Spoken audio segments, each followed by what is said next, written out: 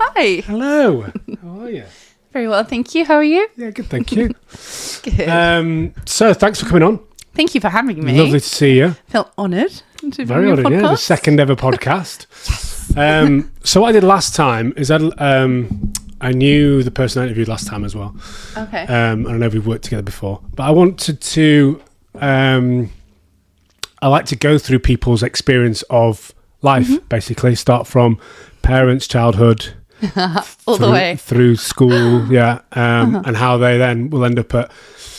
how you got into business and the flourishing entrepreneur that you are today. Oh, amazing. So you're looking for all of those patterns of behaviours of people. I think so, yeah. Are there any hidden gems that, like, a lot of people say about that, you know, entrepreneurs have a certain characteristic, or business people are this kind of person, and athletes have these kind of, like, mental attributes. And I've never been one to say that there's necessarily much of a trend. I always think it's more...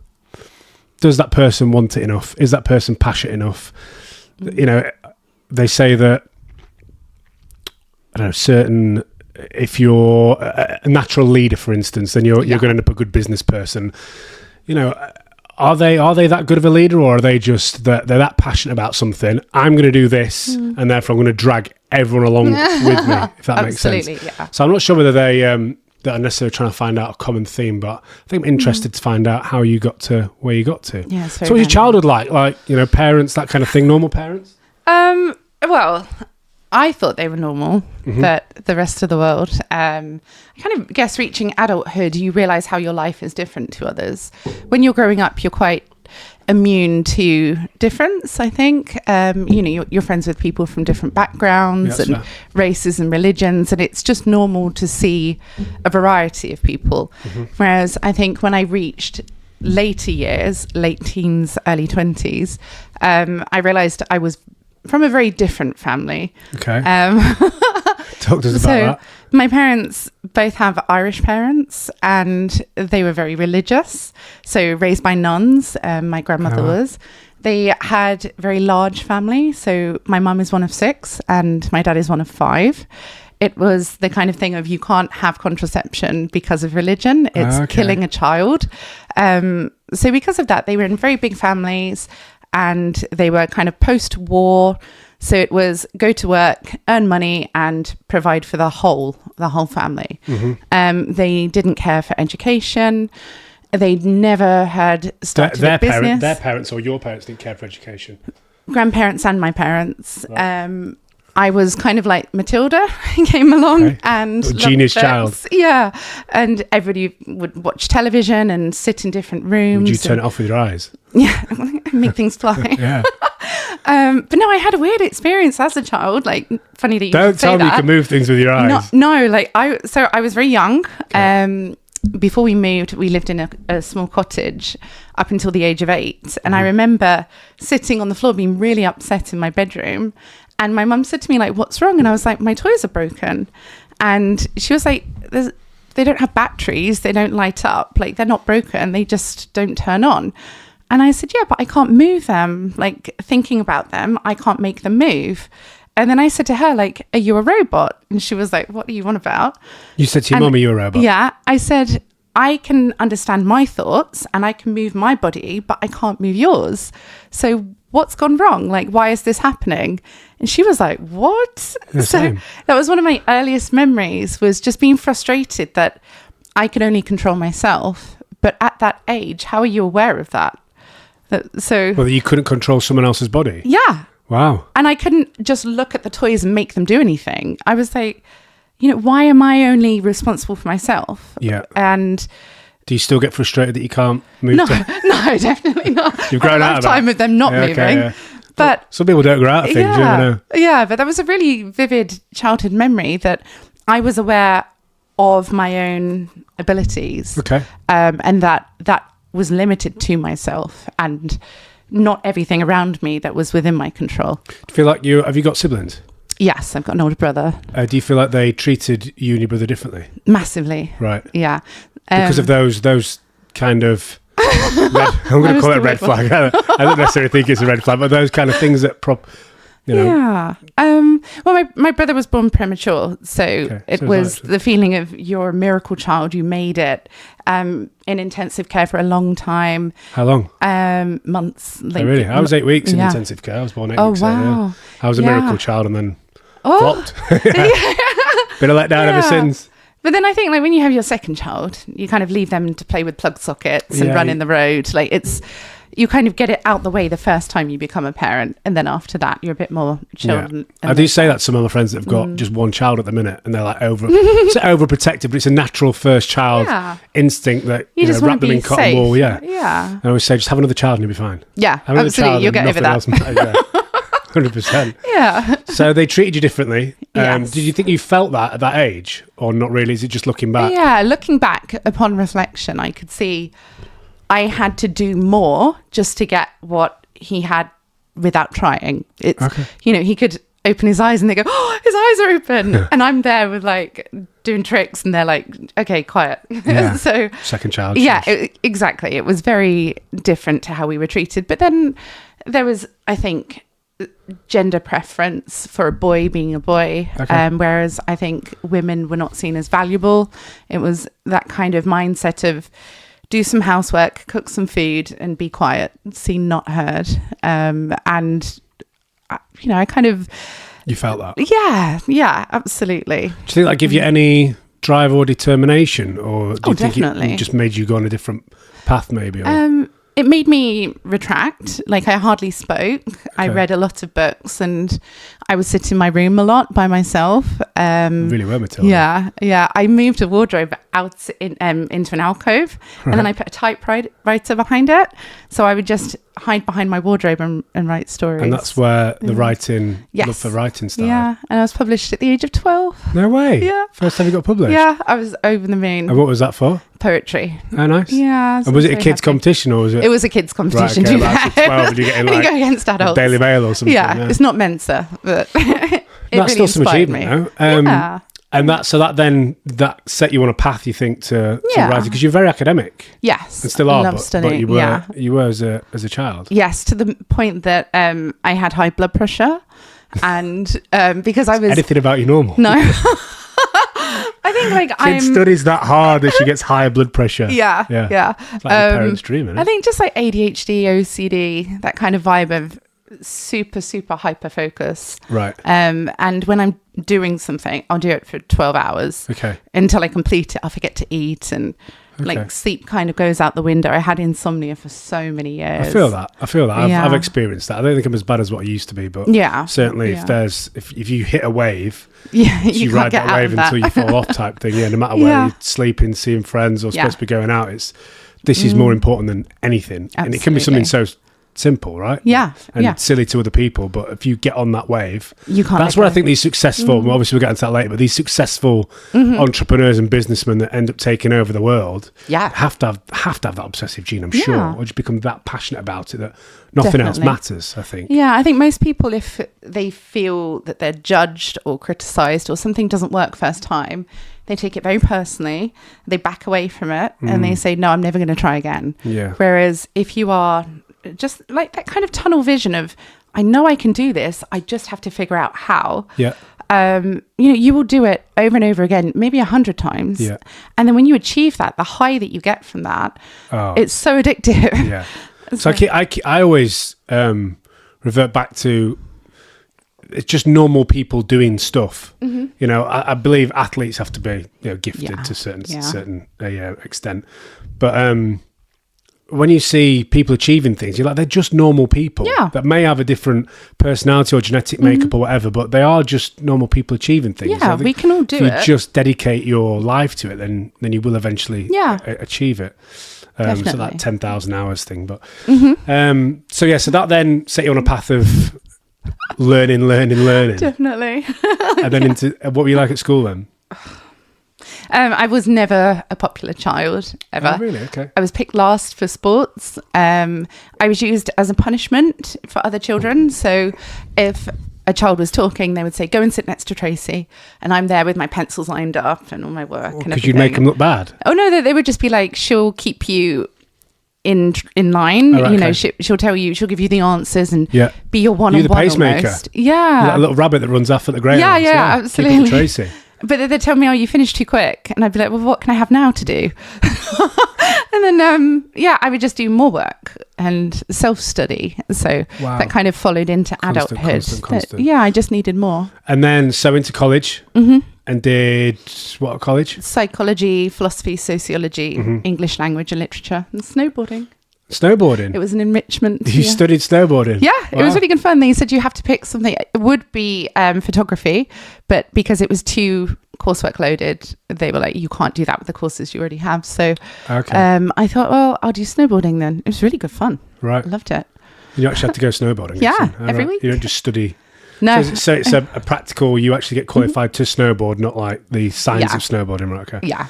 That's interesting. Good fun. And then, so... What were you like? Were you a recluse at college? I don't want to use the word recluse, but you give me those vibes. Really yeah. So, like the problem I had, like I grew up like I looked like a mushroom as a child. Like my mum cut my hair. I had like this really choppy fringe and like cute mushroom though. Little mushroom. I don't like mushrooms. That's not good. I don't like that analogy. You're not a fun guy. Not a fun guy. There we go. So I was never like a pretty child. I was never the one that people will go, oh, you're really cute and you're lovely, or I didn't receive praise. So I really struggled to take compliments. Okay. And I think kind of going through your teens, you do become a woman and your appearance changes, you lose kind of your features, you kind of grow into yourself and people notice you. Whereas I kept my head down and thought, no, nobody likes me. And I just never had an ego in that way.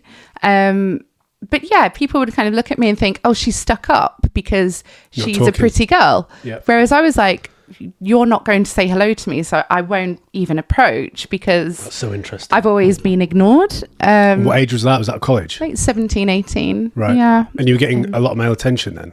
Even towards the end of school. Yeah. A boy I really liked asked me out and I thought it was a joke. I thought he was just trolling and everybody would laugh at me. So I was like, no. And ran away. Oh no! Yeah. Literally ran away. Ran away.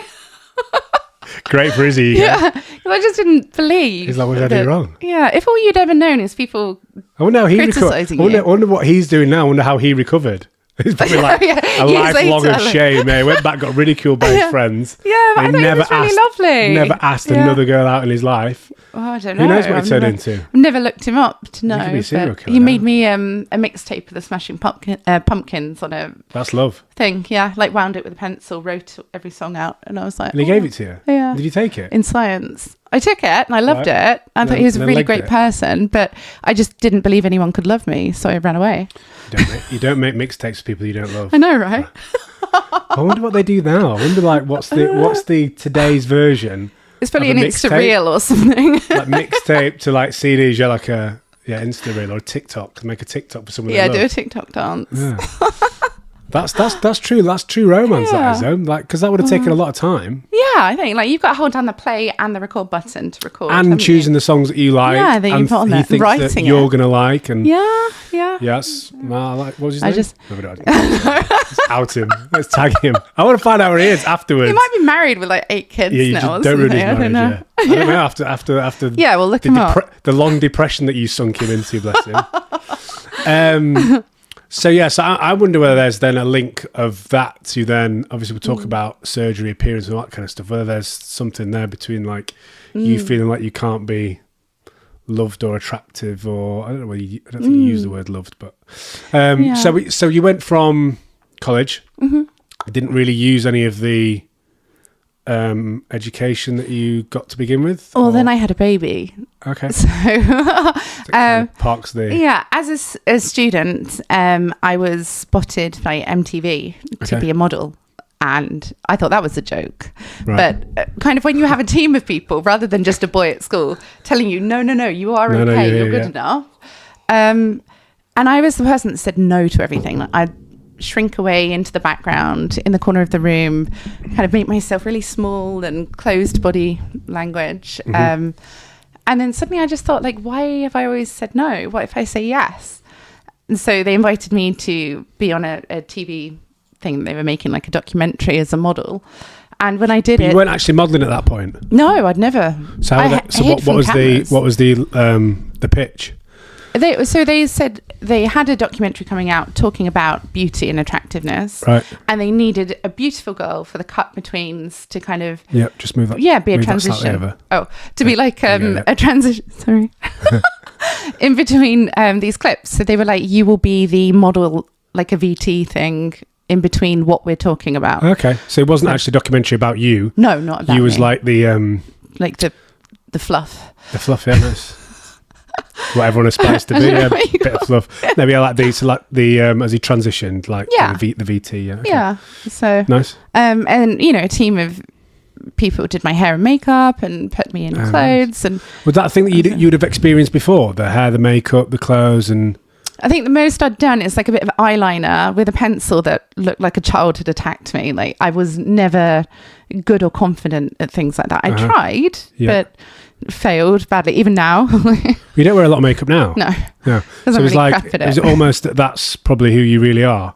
But then once you entered this world, it all of a sudden they did it for me, so I didn't have to. So that was a really new experience for you. How did you feel when that was happening? Did you feel special, or was it special?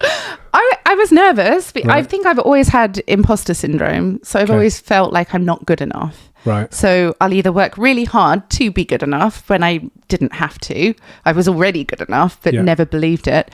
Or I'll just tell myself that maybe they see something that I don't. So I don't have to feel good enough. If it's enough for them, then that's the brief complete.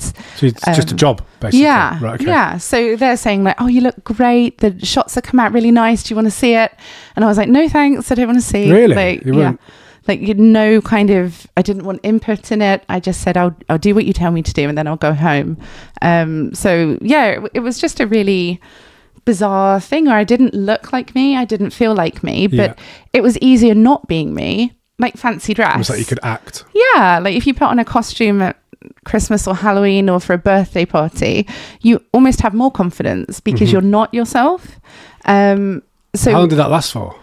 Just whilst I was there, then I washed my face and went home. But what I'm saying is that was that every job you did until a certain age, or has it always been like that? Or in the media, definitely. That wear off? Yeah, just in the media. Like if I was actually using my mind as myself, I would always criticize. I will say something and think, why did I say it like that? Or why did I wear that? That's going to be judged. Like I kind of hear the voices of critics and carry that with me. It's always I think that's that natural. kind of devil on the shoulder, kind of telling you that you should have done better. It keeps you humble, I think. Oh, definitely it does. So that didn't wear off. So all the way through your modelling career, you've always been self-critical or imposter syndrome, and not thought when they've seen something, you're like, I don't see that. But I think go it's along with it. a joke or a troll. And I'm like, wow. Why are they Surely saying that? How long were you modelling for? From the age of 17 till... So it was 18 up until 25, 24. Right. And then I took a break, had my 2 children, and then returned again. I think it was Naked Attraction 27. Right. I kind of got drawn back in. Yeah. What was Naked Attraction like? Really good fun. Did you know exactly what was in? Had you seen it before you went on? No. So I was the first ever filming. Right. So they didn't have the name of it. We reshot loads of things because they didn't know the format. Because at least with the name Naked Attraction, you're like, hang on a minute. I understand what's going on I'm in for here. something here, yeah. So they didn't even call it that? No, it said working title. But my experience of it was to be called into an office, and they said, we'll show you some pictures, give your opinion on this. So they showed me some ankles, like chubby ones, really scrawny ones. What's your preference with ankles and why? And I was like... You ever thought about an attractive ankle before? Yeah, and they were like, knees? Were there some nice ankles on show? There are a few nice ankles. Right, yeah. And like a skin tone, like what's your preference and why is beauty beautiful? So I really kind of got my teeth into that, thinking, okay, this is going deep. Yeah, I like that. Maybe it was a bit more superficial when it came out, but the premise behind it was that what makes a person beautiful, and that hit a chord with me. It struck a chord. Yeah, but unfortunately, that's not really the show, is it? No, at all. Not how it came across. It's really do you like what they look pitch. like? Yeah, you don't speak. You judge them solely on how they look. Yeah, and then you date backwards. afterwards. Yeah. But I mean, I found it a bit of a shock then when all of a sudden it went up to It's not business often. the business end of the How often do show. you ever compare people though? Like you can say, my ex was like this or something like that, but when would you ever have your ex stood next to your next? Yeah. You would never do that. No, or I hope not. To be able to compare. We'll end up killing each other. But to be able to say, like, here's 6 people, which is your preference. And Yeah. you would say, well, you might see one person and say, well, they were okay.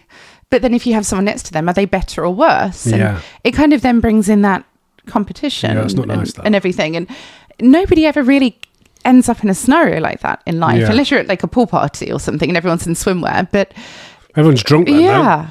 Yeah, really, absolutely. I'm not sure. I've not remembered many pool parties I've been to, unfortunately. I hope it was warm, bless him. No, it's guys. freezing. Was it? And they said it was deliberately freezing because they weren't allowed to show happiness on television. That's mean. So I did feel very sorry for them. Yeah. Weren't allowed to show happiness. Yeah. No, I think that's... It worked in my favour. Yeah, fair. Poor guys. At least now they should put that out. They should before they raise to the middle, should we say? They should show the temperature. They should be like, hang on a minute, can we just say it's fucking cold in here, all right? Yeah. These poor guys. It's only fair. Yeah. When they talk about the camera putting on 10 pounds or whatever, and take it back off Taking off 10 inches. Yeah, take off 10 degrees. That's not fair, is it, poor guys? No, it's really not. So that would have come back from mostly you modelling, but so you went from MTV and then mainstream? Page 3. Page 3? Yeah. Okay. And social media wasn't really a thing then. But I'd started a profile because my best friend said to me, and what was that on? Pictures was that Facebook or something? Yeah. And I had MySpace. Nice. And she was like, I want to send you some holiday pictures, like join me on this thing. And I was like, I can't be bothered to talk to people. Yeah. You like, I'm so, badgered here. Yeah. And I was like, I don't like having pictures taken and stuff. So I'll go to work, but I'm not a selfie poster. Yeah. And it was just becoming a thing where, you had like all these like dog ears and things. And it just wasn't very me, but I tried to move with the times. I'm quite an old lady when it comes to life. But I thought I'll keep up because she'd moved to Australia for a few years and it was a good way to keep in touch, other than paying like 12p per text message on your phone. Yeah. So the social profile, and then you started doing page 3. Yes. From MTV, right? Okay. It led to page 3, and then it was like Nutsu, Loaded, FHM, Maxim. The good old days. Yeah, it was. Really good. Do you know what? I feel like it was. A whole different. It was world. like light-hearted. Like we're in a different world now, and things you could do things back then that you can't do now, etc. But that's right or wrong. But yeah, it was fairly light-hearted, and it gave some girls like huge careers. Yeah, I mean, like absolutely. And launched a lot of, the fashion. There was like a lot of football for guys, and you couldn't go on a building site or in a classroom, to be fair, without a poster. like a Nuts or a Zoo. Amazed me that they weren't the same company. Well, I think they were for IPC Media, weren't they, in the same building? Or one of them was. It was Top Gear was in the same building. I thought they were different. I thought they were different magazines because they used to have. I thought some girls were specifically exclusive for just one or the other. Yeah. You did both then? I did them all because I didn't have an agent, so I wasn't tied to anything. So they said to me like, "Are you allowed to work with us?" I was like, "Yeah." Of course, work for everyone. Yeah. So I was able to then, like, even on television, you had to like, it's really a bit cheeky. You had to sign contracts for a 12-month exclusivity. Right. So if you were on Channel 5, you couldn't do another show for a year on Channel 5. But when I did all of the projects, I ended up with like 3 coming out at once, and it dominated everything. And that really pushed media because normally you would have that year break in between, whereas it allowed me to work with everyone because I didn't have an agent preventing that. I see. And what age was that? I was in my early 20s then, so from like 18 to early 20s. And all of a sudden you were everywhere. Yeah, I would just have mostly on Twitter, I would just have executives contact me and say, do you want to come on a show? Will you talk about this? And I was like, okay. Yeah. So, but I feel like it became normal. But you're big on Instagram. Yeah. You got a big following on Instagram, and that didn't come until later on. Yeah. So you obviously managed to stay. You've got an eye for, or very popular, or whatever words you want to use, because you've gone from Facebook to Twitter to Instagram. You had MySpace, and you've managed to kind of... Yeah, I was online as well. I wouldn't say they necessarily like follow you along either. It must be... No, all the platforms are different followings. That's what I mean, different demographics. It's really... So you've managed to do well on all the different platforms. Yeah. So what is that, do you think? Or have you got an eye for it? Are you good on the socials? Well, I think I'm just really autistic. If you're severely autistic, you will get a lot of followers. Yeah, you just say what you think, and people are like, "Oh, that's different." Okay. Everyone's pretending to be perfect, whereas I would just say, "This is me." Right. So very authentic. I guess like refreshing, and I don't know. Yeah. Yeah. I've always kind of been that way. So, but as the years passed, my appearance has changed, and a lot of people who were like ride or die followers. When I became very glamorous, they said, "Well, you've sold out." So, like, what age was that then? So what sparked that? Oh, so I'm guessing. So you went from MTV to Page 3, and then and then the Nuts and Zoo follow the Page 3. No, at the same time. It was all the same time. So is that when surgery and glamour started, or was it after that? It started then, and then I had my family, so I came away from it. So your surgery had started before you had the family? Yes, at 18. The family. At 18? Yeah. Right. Yeah. So you did Page 3 at 18? I did, yeah. Right, okay. Right after I had breast surgery. It was like so quick. It just plopped in at the deep end. Oh, wow. It was, because I thought Page 3 had to be natural. For the sun. Right. So I've been in the sun, but not topless. But right. all the other publications I've been topless. Right, okay, I've got you. Yeah.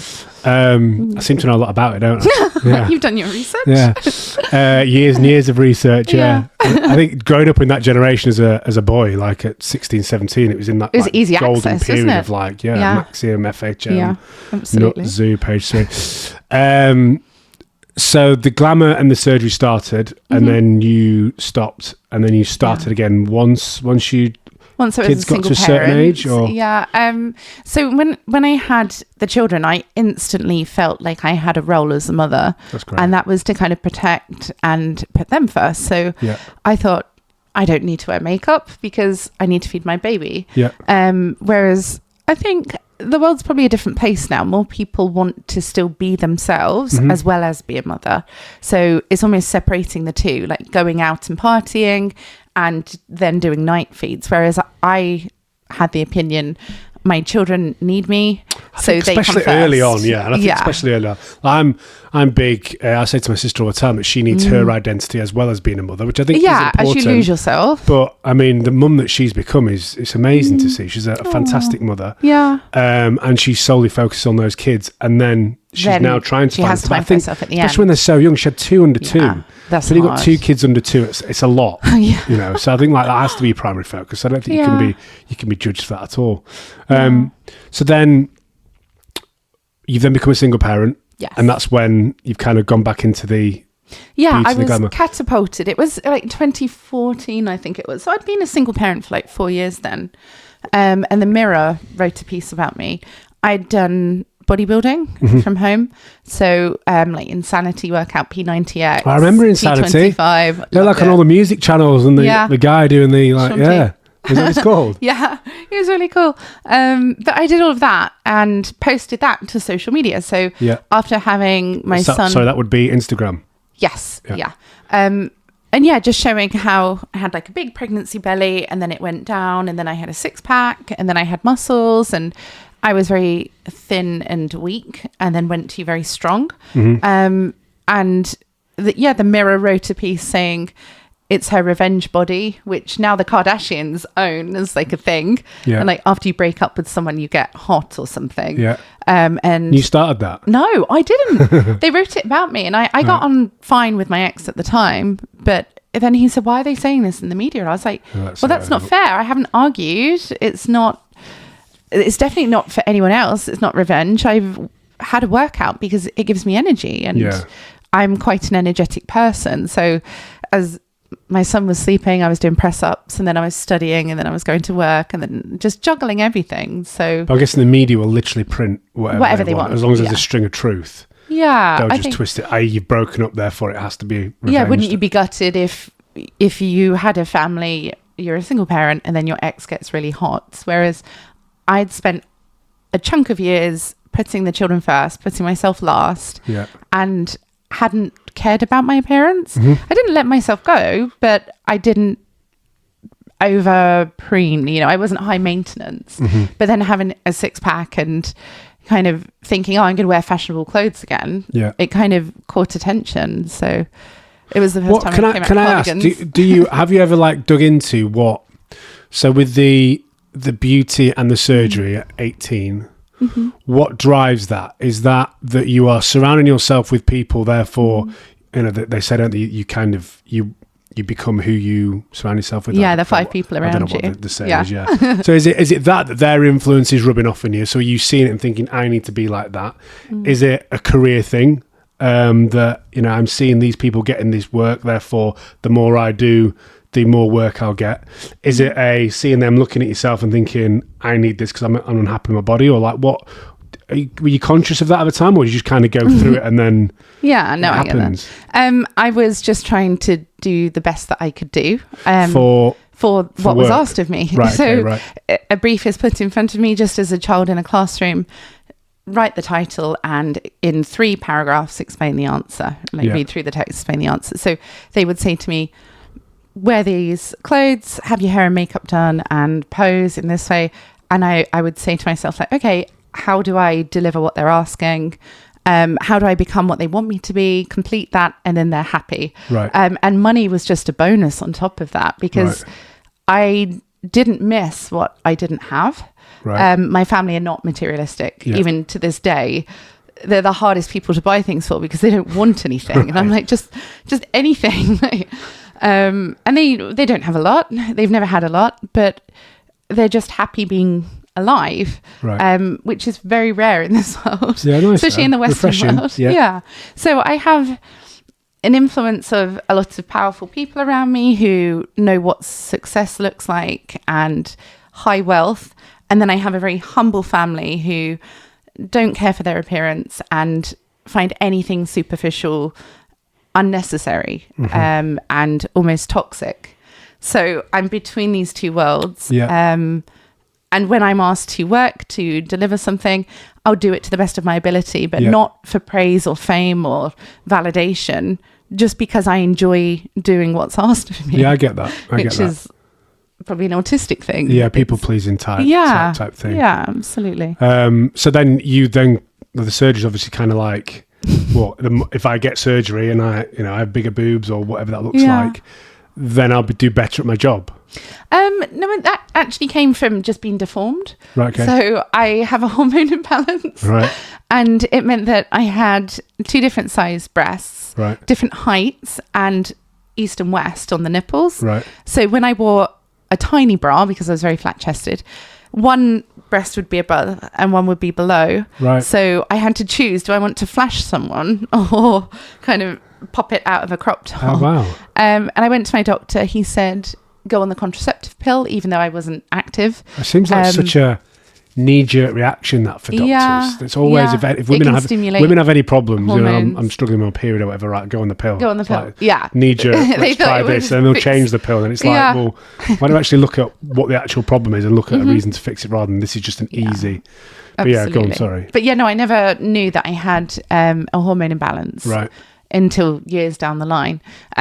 So they also said, have your nipple pierced and maybe it will stimulate tissue growth. No way. Wouldn't correct the fact that it's like round the corner and they're enemies. You're walking. But walking around with your nipples. Yeah, they said at least maybe you'll be able to wear a bra where both of your breasts fit into them. Yeah. And then they said after a few years, no, actually, all you can do is have plastic surgery. And, my family had only ever gone to hospital to die. So they were very much against anything that was appearance. Yeah. It was very vain and unnecessary and kind of showed weakness to look in the mirror. So, so that was on the NHS then? No, I paid private. Oh wow! I've never had NHS. It's so strange though that was an actual. Girls were at the time, but from a sense of pride, I never asked anything of anyone. So I would, if I wanted something, I would work for it and have it myself. And you are paying for that through the taxes. Through working.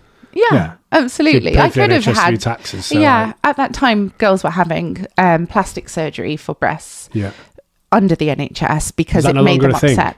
I think they got rid of it because so many people were saying, well, I need a nose job and I need a BBL and everyone's walking things. around. But I mean, it really does have a big impact on mental health, and how do you decide what's valid and what's not? But for me, I wasn't trying to impress a partner because I'd never been with anyone. I just thought, well, I want to not be deformed. Yeah, I feel like if you book the trend a little bit, you know, and not even a little bit, you know, if 95% of the country are a certain way, obviously different size, shapes, everything, but you know, I'm clearly not in that bracket. Surely, you know, there's an argument for that, definitely. Yeah, you know? I think I could have had it on the NHS, but I don't know, it's a pride thing. So did that then spark something, do you think, or it didn't become like a thing then? What was your second procedure after? Eye surgery, laser eye surgery. So it wasn't to look sexy or anything. It's just to see, because my eyes were very blurry. Yeah, I've had late. Yeah, did you enjoy it? You can smell it, can't you? They don't really prepare you for that. Your eyes pinned open, and then he just starts laser, and you can smell your eyes burning. I thought that was quite fun. But it was a positive experience, and I think most people go to hospital if they're injured or sad or scared. Yeah. Whereas I was really happy. I thought, this is correcting something that... Making me better. Yeah, it's my choice. So most people are scared of needles, and I thought... You're clearly not. I was like, it's a sharp stab. What more can it be? Like, so if you get stabbed, that's it. You've done it. So there was no fear there for me. There was no barrier that most people would see, that they're scared of the dentist. Or What age was that? So I had my eyes in my early 20s. Okay, so you'd not given birth then? Or you had? To my daughter, but not my son. Right, okay. Yeah. So you've experienced childbirth then? Yeah. Eye lasering's a bit. Yeah. So what was that's the third procedure from that? I don't feel like you're perceived as, if I may say, like that you're addicted to surgery, addicted to aesthetics and that kind of stuff. But I'm kind of getting so what was the third procedure after that? Because I'm not getting that impression at the minute, if I'm honest. Yeah, no, I think then my chest collapsed. Right. So I had a breast reconstruction and removal of implants. So that's necessity. Yeah, they were 2 surgeries for that. So first was to remove that. My breasts were leaking whilst I was pregnant. So silicone was like dropping out of my chest. Nice. I gave birth to my son, and then I had emergency removal replacement, and then 6 weeks later the reconstruction. Right. So those were 3 breast surgeries by the age of 25. Right. But again, that when you say it like that, it sounds... It wasn't by choice. I want to say worse. I mean, I don't think I'm not a judger of aesthetic treatments at all.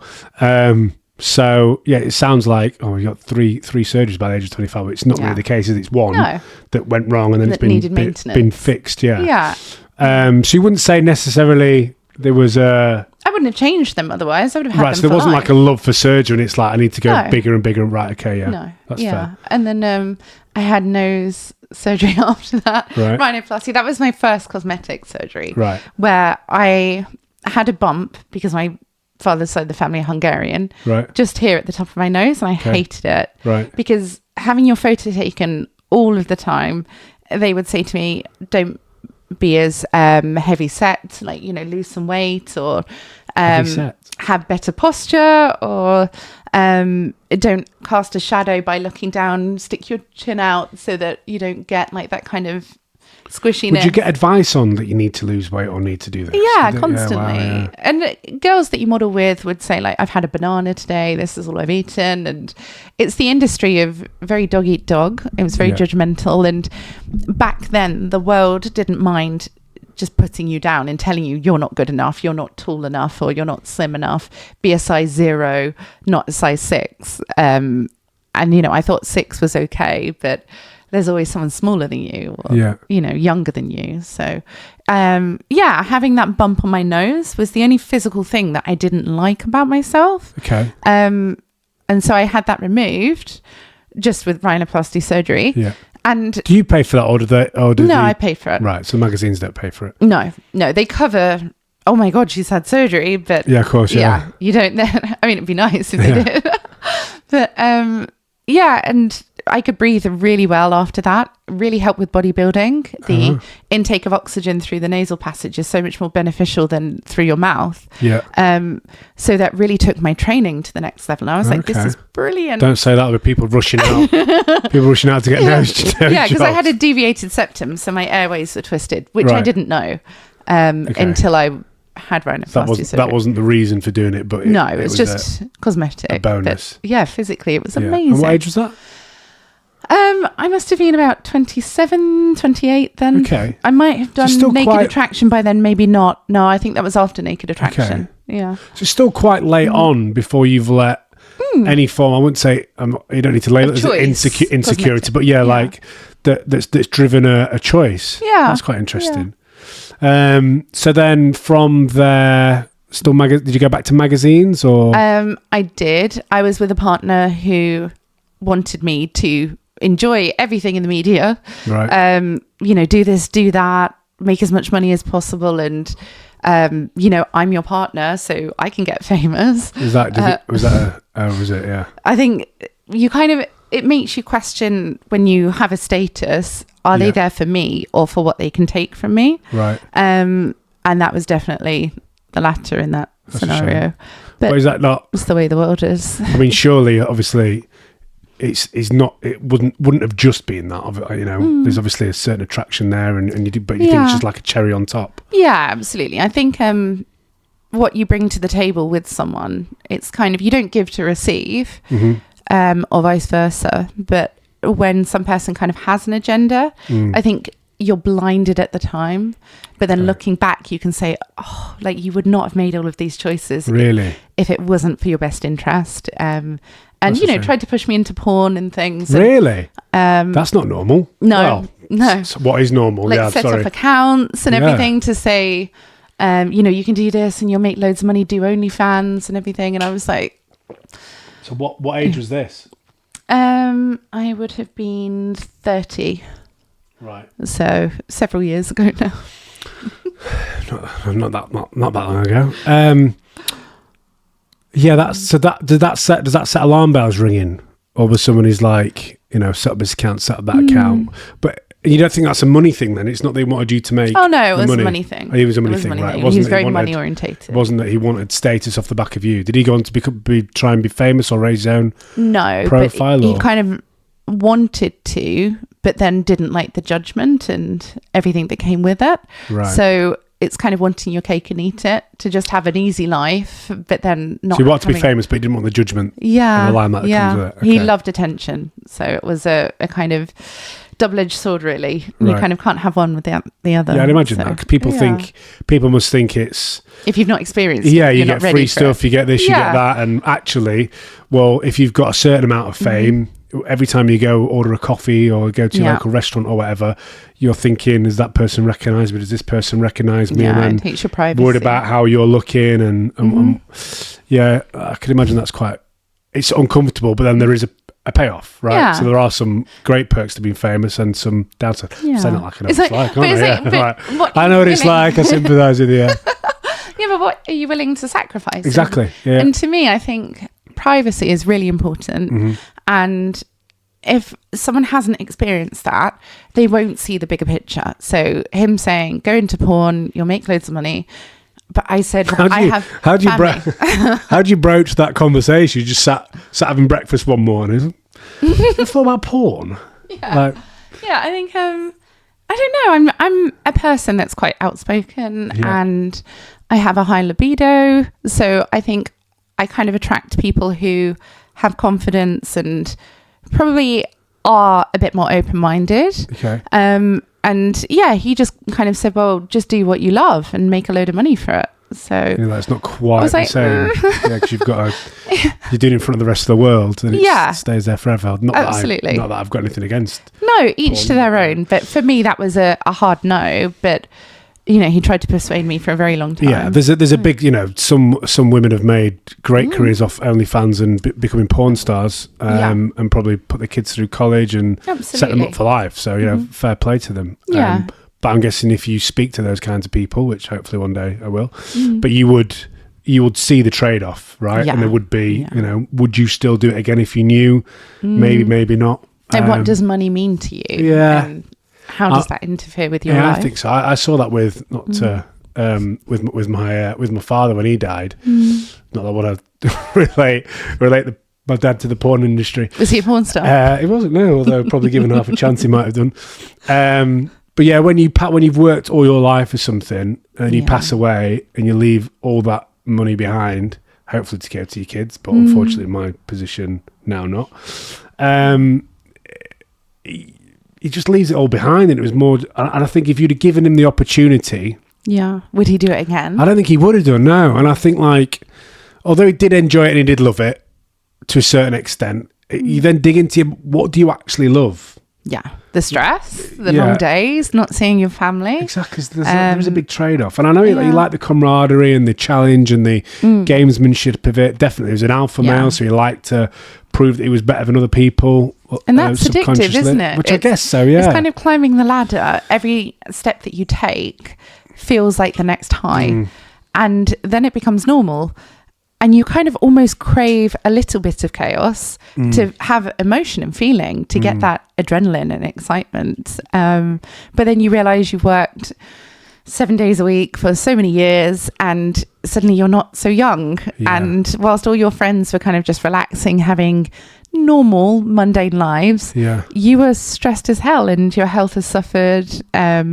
Your house is empty because you're not there. You can't drive your car because you're in the office, and all the things that you did it for, you're not utilising. No, I definitely saw that. And he once told me a story about when he was on holiday and he was on his own, and he was in a bar, and he looked over and he saw a group of, they're probably younger than me, but at the time when he was telling me this, it's probably about my age, the late 20s, early 30s, that he said, a group of guys just drinking, having fun. Yeah, being idiots, just being silly. And I remember him saying, which is actually quite a sad moment, where he was like, I would have done anything to swap being them and being back 30, having drinks with his friends on holiday, having a good time, etc. He's got youth, health. Yeah, and you're unstoppable. Yeah, because I sometimes, I go round and round about what do I want to achieve, and I'm very ambitious and all my different businesses and those kind of things. And you're like, but what actually, I'm young and I'm healthy, youngish, but healthy. In the grand scheme of things, I'm young, although I might not look it. No, you do. And that's so important. Yeah. And if you're grateful for that, then it makes a lot of the other stuff a bit easier. Yeah, and I think absolutely. People could hone into that a little bit more. But you don't realise that at the time. Every age you go through, don't you? Yeah. When you're 25, you wish you were 18, and then when you're 35, you wish you were 25. When you're 45, I imagine I wish I was 35 21. again. Yeah. You're getting younger and younger. Yeah, and I think as well, the way that society responds to success. So it will be, do you have a hot girlfriend? Do you have a nice car? How much do you have in the bank? That's success as a man. But what happens if you have a girlfriend that has muscles? Are you not a man? What happens if your girlfriend has a nicer car than you? Are you not a man? Who are you as a person? If everything that you could buy is taken from you, who are you? Yeah. And I don't think many people know. And I don't think many people have found who they're supposed to be. I'd say I've started on that journey the past few years, definitely, since my dad passed, about actually digging into what, because I get a lot of time on my own now. A lot of friends are married, kids. No one wants to travel. No one wants to travel to see me. I have to travel to see them. And so if you don't actually make an effort, you end up spending a lot of time on your own. There's a lot of time to think, and then be like, well, actually, what do you enjoy? And teapot collections. Yeah, right. Antique teapots. But who actually comes to visit you, and who actually rings you and to see you on? It's quite interesting to see who shows up, I think. Yeah. I think when the chips are down, it really matters. Your ride or die friends will be there. Yeah. But in everyday life, everybody's so busy. Yeah. We're constantly chasing things. We forget to look around us and see how many blessings we've got. We've got so many, and we miss them all because we're trying to keep up with everything that's going on. Yeah. And we're kind of misplacing our time. And that's the only thing you can't get back. Your health and your time. I had a thing actually about, I was actually driving to see my therapist, and there was a flash car that nipped in front of me, and I used to be, still I'm a petrol head, but I used to be big on into my cars. And and he cut across me. I was like, in my head, I've never thought this before. I was like, show off. And I was like, what are you compensating for, all that kind of stuff? And not that I necessarily think that, but the thought popped into my head. And then I was like, everything is a sacrifice for time. Yeah.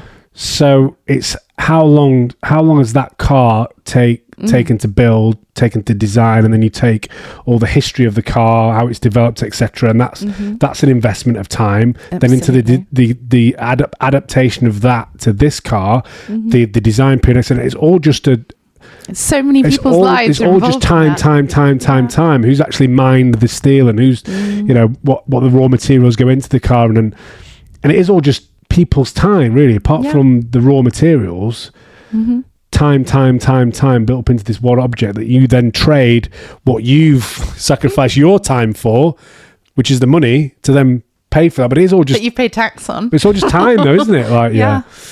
It is all time, and that's the one thing that you can't get back. But we give away so freely. Yeah, you'll work a job that you hate for decades at a time.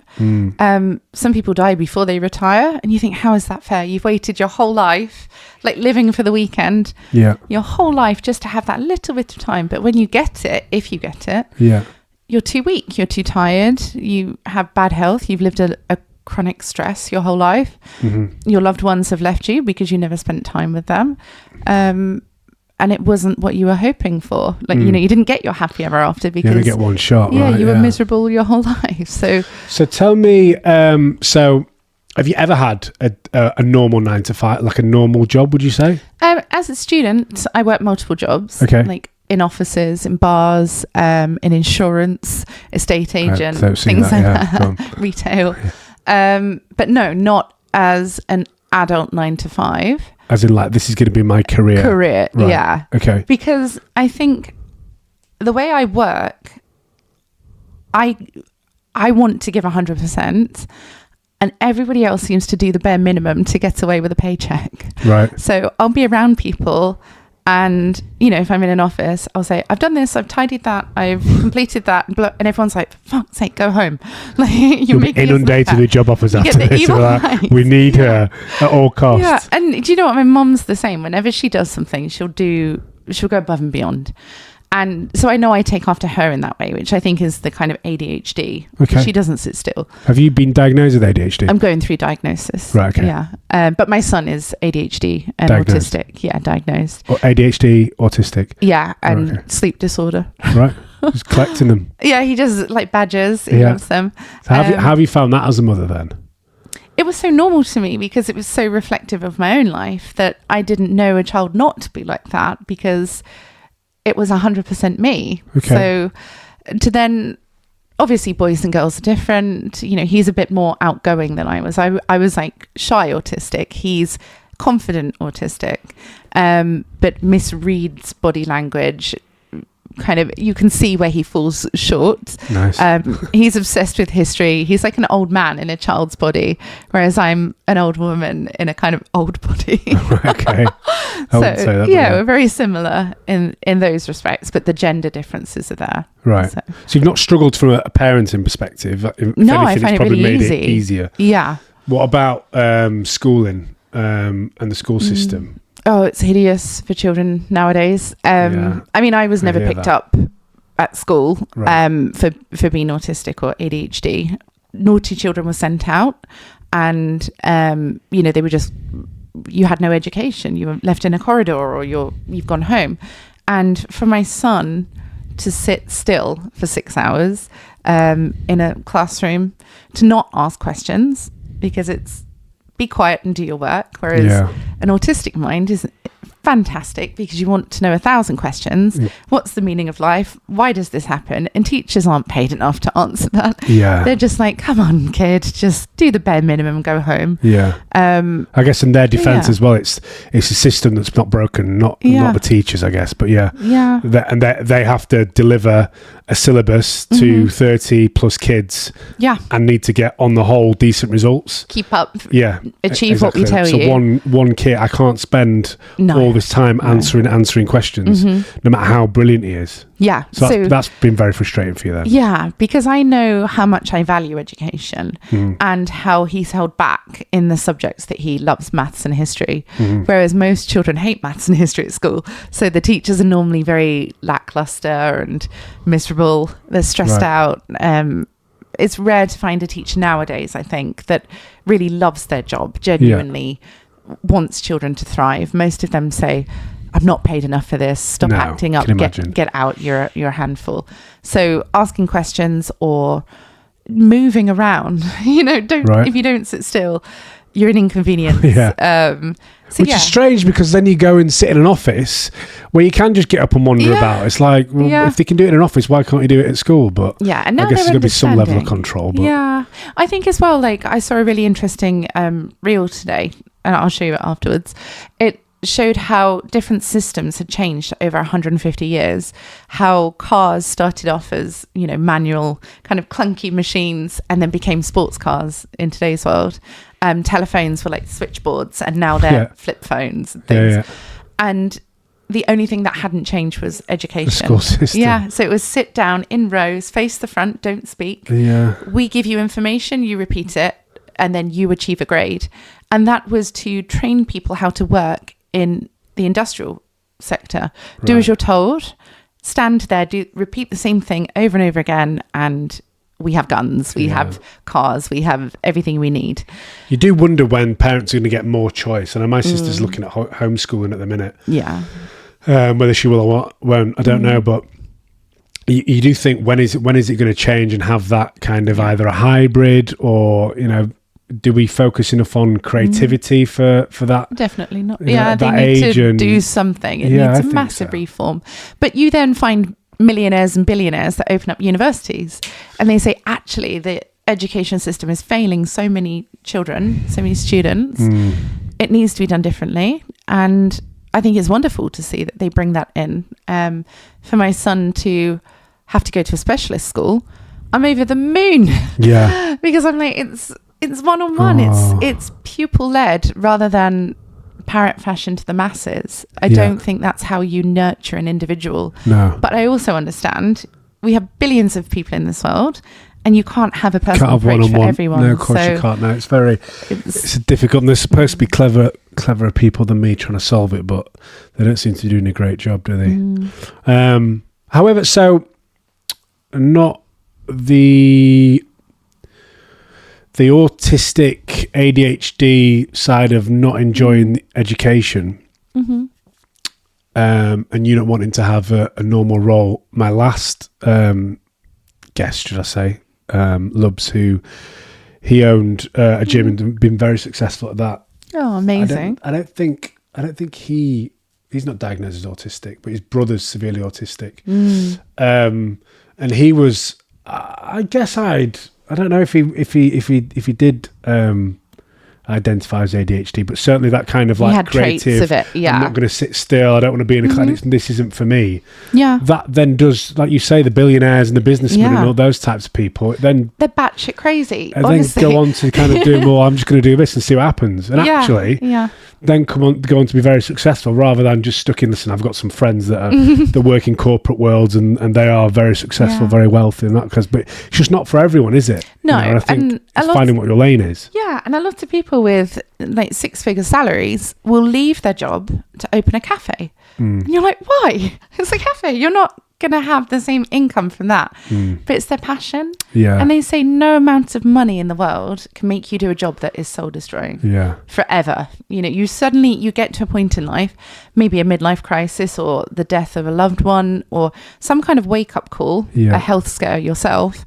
where you say, why am I getting in the car at 8 a.m. to sit in traffic and make other people rich, doing something that doesn't really fuel my soul, to then come home, it's dark, I haven't seen daylight, and just do that for 40, 50 years. Like, I think when you feel that way, that you can do more and be more, it's impossible to work for anyone. I definitely felt that when I was working for my dad, and it was the family business, and so that's what kind of kept me hooked in.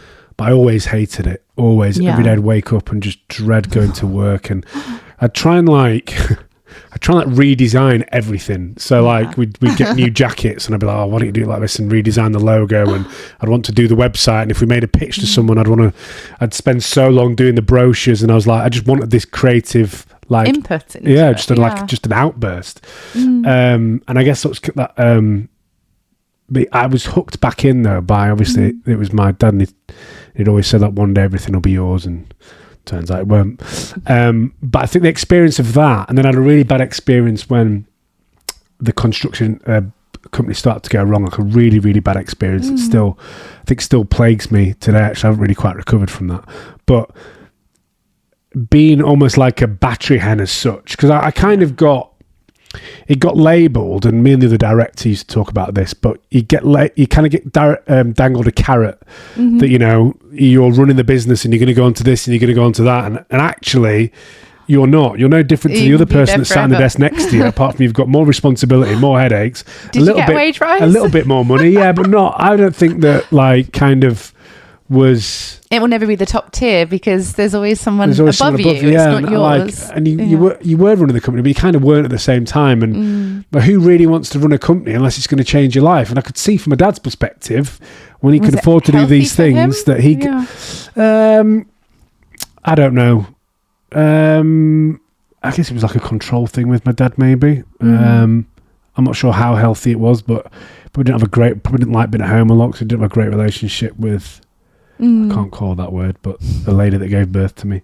So yeah, I don't. I'm not sure if he definitely wouldn't have said it was worth it. I don't think towards the end, but I think at the time was enjoying it and getting a buzz out of it. Yeah. But yeah, having had that experience, that then it actually made me not want to run a company again. Wow, it put you off. Yeah, it really put me off because of the response. I don't think directors today, a lot of directors actually are the directors of the company on company's house, let's say, rather than just like some companies will give someone a lot of solicitors and accountants, a big four will give someone managing director when they're not actually the managing director. And they give like director of this region, so they can call them a director, give them a bit more money and give them the title, but actually you're not a director, you don't have director responsibilities for the company. But actually there's no test for that. There's no exam to sit, and anyone can just go and be a director of a company. And actually, there's a lot of responsibility that comes with that that you don't know about until everything goes wrong. And actually, when everything goes wrong, and then people are asking you those questions, did you do this? Did you do this? Did you do this? You're like, well, no one told me to. No one told me. Yeah. So fortunately, like the stuff we were doing, but it's quite a big responsibility, and then made me. I haven't thought about this too much, but it made me either not want to be a director or not want to be a director of a company that had a lot of liabilities. Yeah. So a lot of staff that you're responsible for putting food on their table, or if suppliers and some small suppliers that they rely on the money from our company to then put food on their tables and whatever. So I didn't like that responsibility. It's hard. Yeah, I really struggled with that when everything went wrong. Yeah.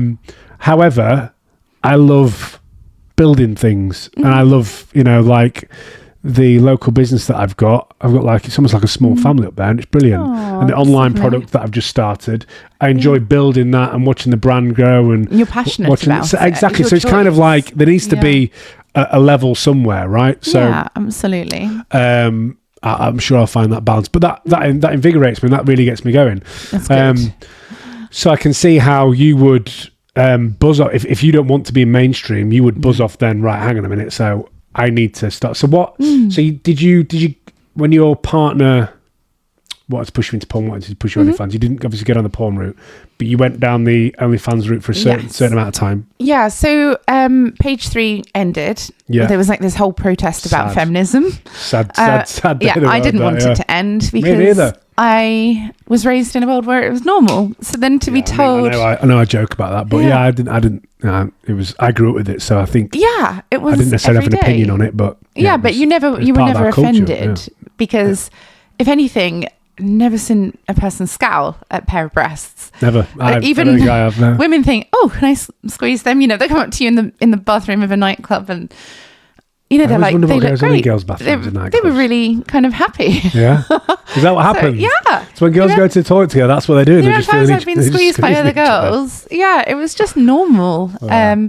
But then it became this kind of judgment of women are exploited. And I'm sure, you know, as everything in life, there are pros and cons and highs and lows. There's two extremes.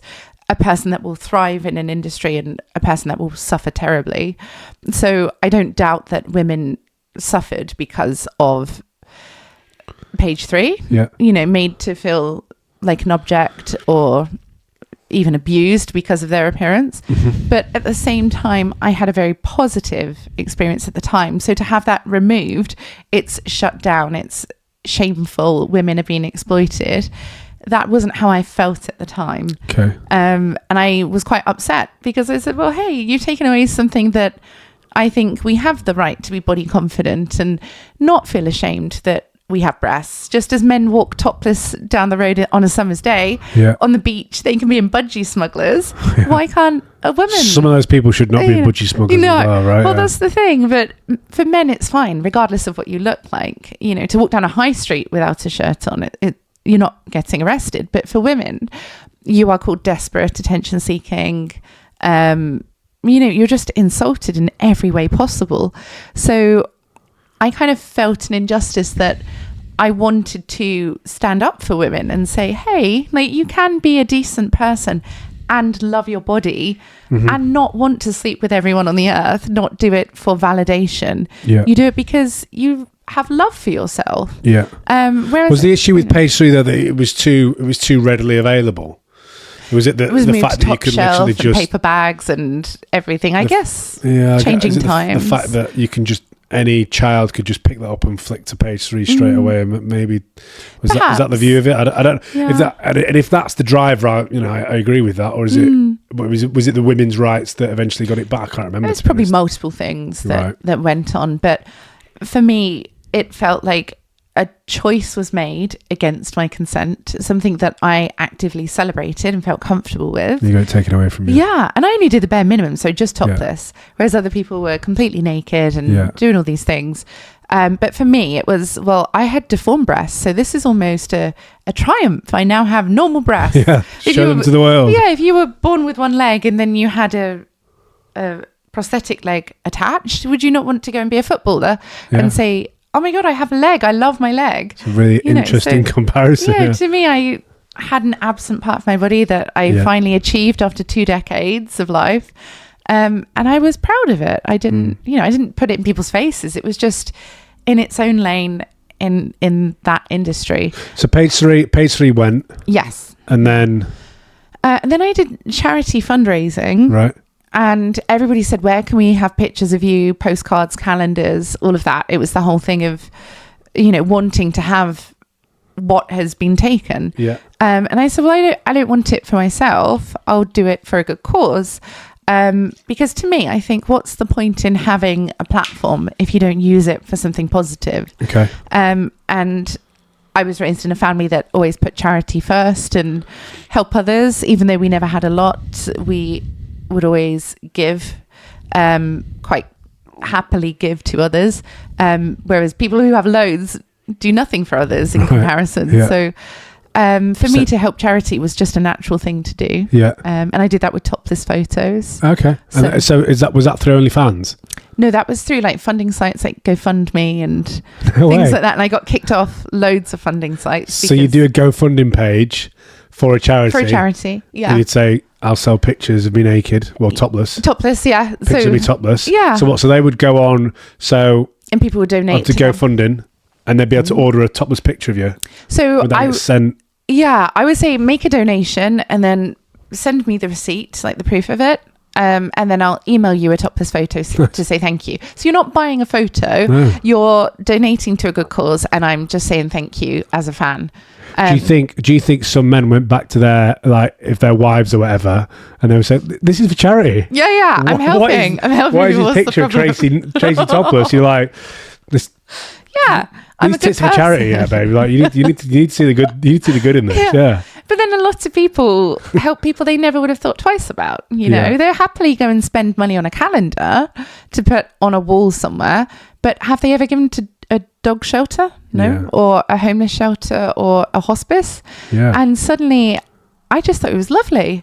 But then obviously it was frowned upon. So what was the response? So were the papers getting hold of this? Yes. Right. Okay. Yeah. What was the response in the media with that? They were really lovely to me. They said I was a kind-hearted mum that wanted to make a difference, which was true. Yeah. So they were. Where did the idea come for that? Because page 3 disappeared and it was always in print. Right. And I would be in magazines once a week or once a month, and television and things. And when that was removed, people said, well, how do we see you? Got you. Right. So I said, well, if you want to see me, just do something nice and help me to help others. I'll show you my tips. Yeah. And then OnlyFans came about, which was my friends actually were influencers doing magic. And it started off, well, you do magic tricks for a subscription. And because I was in the same network of influencers, we would do like stunts and skits and things. And then they said, oh, no, you can do page 3 on OnlyFans. We allow adult content. Oh. So I was like, well, bring back page 3. It never should have been taken. It should be the freedom of choice. Yeah. So I just put a torso shot, no face, no bottom half, just a topless breast once every 48 hours. Right. And became the top 1% of the world content creators. Oh, wow. Which was They liked it then, yeah. Yeah, they liked it. They liked it, yeah. Great positive feedback. And how long did you do that for then? Because you don't do that anymore. Just maybe a couple of years or just right, under. Okay. Because as OnlyFans then became a thing, it moved away transition, didn't it? It moved away from like subscriptions for fitness and cooking and magic. It was like to mostly adult content, porn, live streaming, and I have a lot of friends who are porn stars, who are glamour models, cam girls, and I think they're wonderful people. Yeah, very kind, very generous, very genuine people. Yeah. But for me, I just received so much hate. I thought, why should I be judged on a daily basis, called desperate, and school mums looking at me thinking, oh, she's a porn star. Yeah. I mean, no, I'm not. It's just, I had the name Kiss, but I didn't buy it. And I have an OnlyFans, but I don't finger myself. So I draw a line at fingering. Yeah. I'm like, hold on. Yeah. And I thought, why am I justifying? If people have this... Where would that come from? So that'd be at school? Like school mums at school? Social media, insults. Yeah, just everyone saying, whispers. And so what about the narrative, though, that you shouldn't let other people affect what you do? Yeah. Because it's none of their fucking business. Like, if you want to do what you're doing... Yeah. You're not doing it. You're not hurting anyone. Well, then... And you're managing to provide for your kids, then what's the issue with it? I'm sure you share that as well, but yeah, no, absolutely, yeah. I had very thick skin. I was used to criticism my whole life, so I kind of took it on the chin and continued and thought, well, I will use the income that I make from OnlyFans to study, and also reinvest in business and investments that give me security for my family. And then I had a relationship with someone who had a child, who was a young girl, and their ex-partner, the mother of the child, hated me. Right. Insulted everything about me, even though on paper we were identical. Right. Just attacked everything about me and said, like, you are endangering my daughter, for her to think that having surgery and being a glamour model is okay. You'll make her feel ugly and insecure, and it's all your fault, and I don't want you anywhere near my child. Like, get away. And then I thought, oh my god, I have a teenage daughter. They were very similar age. There was like a year or so between them, and my daughter is literally the opposite to me in appearance. She has dark hair, I have light, and she dresses quite a tomboy, as I did growing up, but I'm probably a bit more glamorous and tighter fitting clothes and things. Like, so I haven't influenced her to be my clone. Right. She is her own person. I love that. But then I thought, well, if a random woman can feel threatened that I'm affecting her daughter's life, what am I doing to millions of children on social media, on OnlyFans, or any kind of thing, by being a part of the machine that makes people feel unworthy? And that really just hurt me to think that my existence and my way of life can have a negative impact on others who are innocent, vulnerable, lovely children. Yeah. And I stepped away. And I'm not saying I won't necessarily pass my opinion on whether I agree or disagree with that, but it feels like you've taken one person's opinion. It's really affected you. Yeah. And you just picked that up and run off with that. Yeah, I was seems a bit of a shame. Yeah, but I think I block so many people on social media on a daily basis just for insulting me. I would love 5 minutes in your DMs.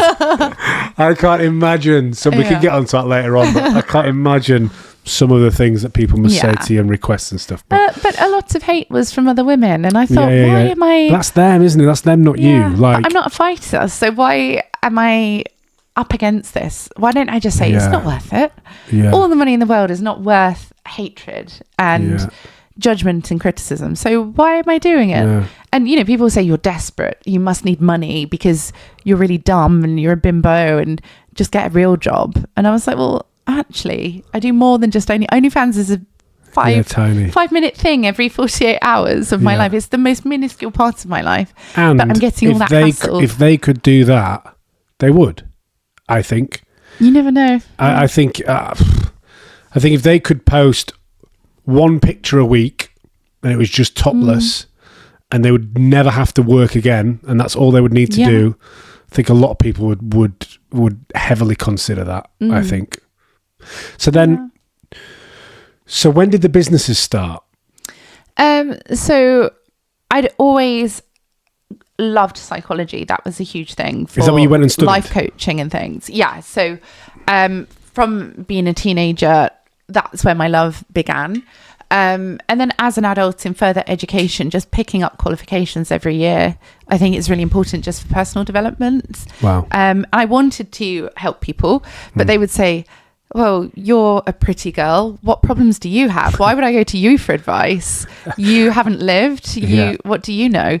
And even, like I would be in, I don't know, I've always wanted to help people. I have rescue animals and things like give people a second chance and try and fix people. Yeah. And it probably led me to relationships that weren't the most healthiest because I would date broken people. Right. And they would say to me, why would I take advice from you?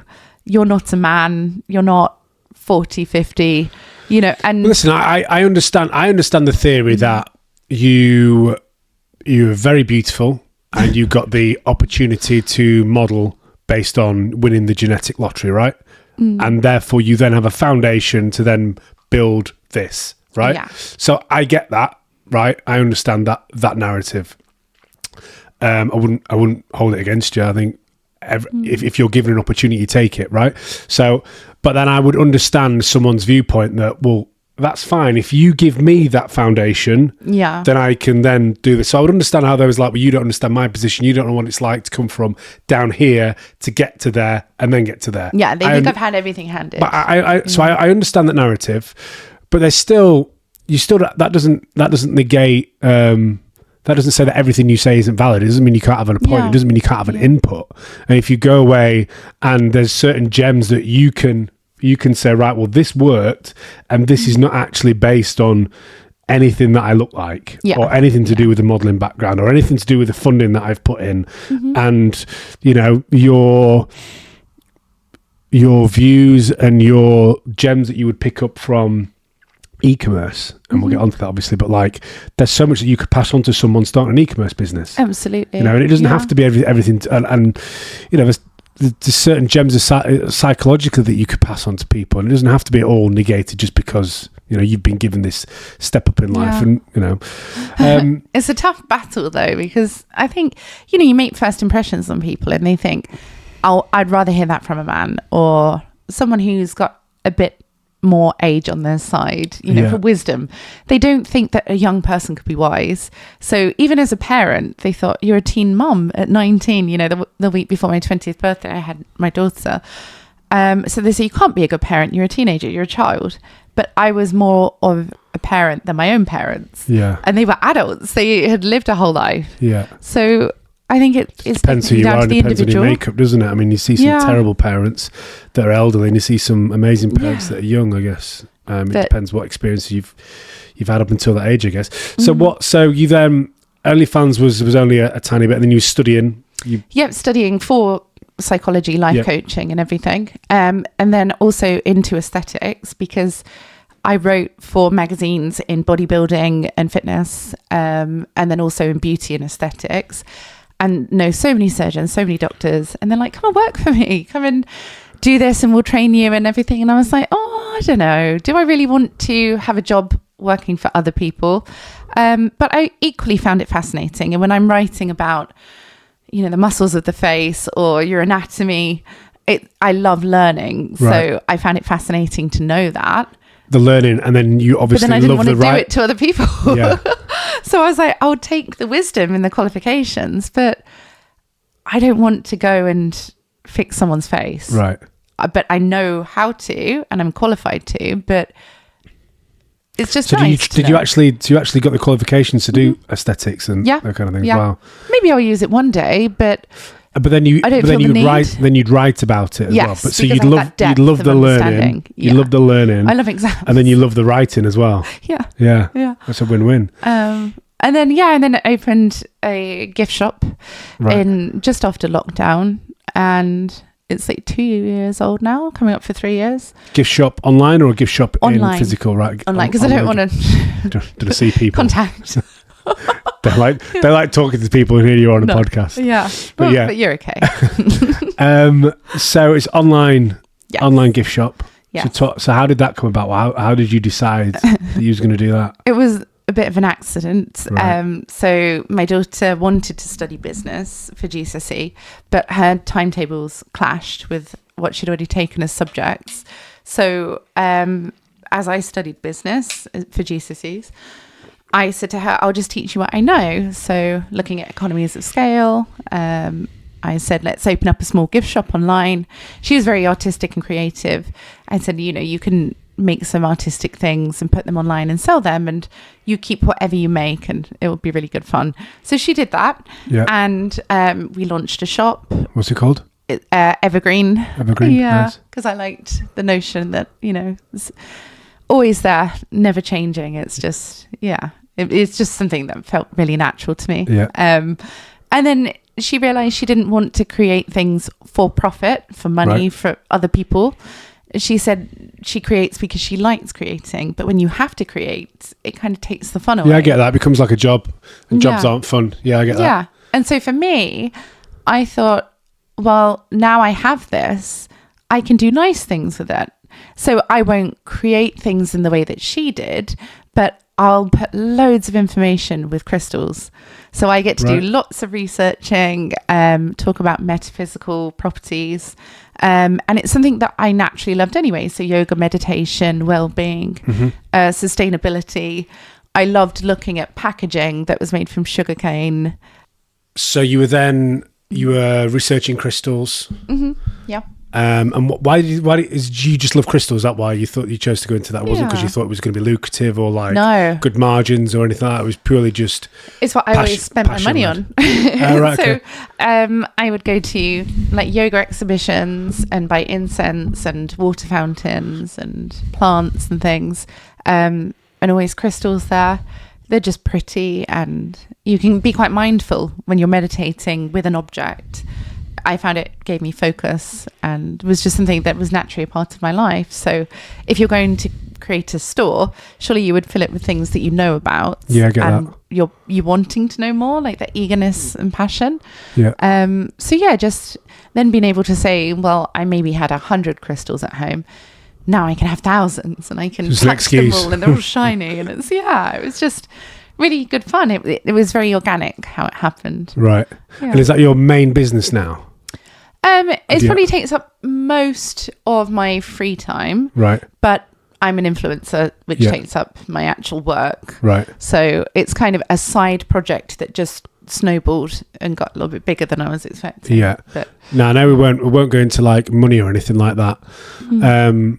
But give us an idea to what size that grew to then. So how I'm going to use an analogy that hopefully you'll appreciate. How many times would you go to the post office a week, let's say?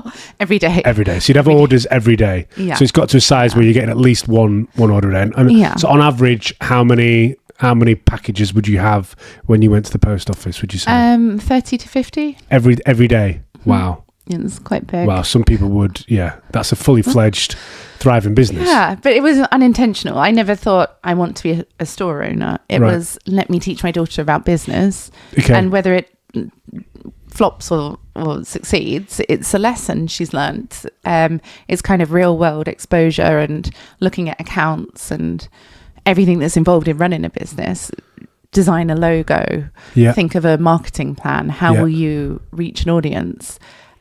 What tactics will you use against your competition? Just all of these things that you can apply to every aspect of life, not just starting a business. So nice that that's happened organically as well. You've not gone, right, I need money, therefore I'm going to do this. But then, so you're on Etsy. Etsy, yes. And you don't really, from what I've seen, link the business to your, you don't. No, it hasn't given me the up. It's given. It's kept separate, isn't it? Yeah, and it's got its own vibe. And I think people who would have followed me as a glamour model, probably not doing yoga and meditation. So what I'm trying to get at is you haven't had a step up with that. No, you started from scratch. Yeah, I'm not. You obviously know how to work the socials. However, I've seen the Evergreen page, and there's not a lot on 400 followers. Yeah, so that's like quite anonymous. a big point to maybe dig into. But and it's so you've got all that traction from being a good Etsy seller, basically. Yeah. And did you? Above and beyond. So have you? How's that happened then? Have you studied Etsy? Have you given? Is it just literally by chance, or is it? Yeah. So how do you get up the Etsy rankings then? Yeah, because I write for brands as an influencer, so marketing and media, and journalism previously. I've always looked at everything from the consumer perspective, and I've thought, what feels special to me if I'm buying a gift for someone I love? How can I make them feel like they're loved, they're valuable? Like this is a kind gift to give. It's taken thought and consideration, and it's not just from a petrol station picking up something on a display. So to me, it's looking at every aspect of that process, from the packaging that you're using, the product itself, the quality of it, the accessories that you can put with it. So I would put affirmations with every order.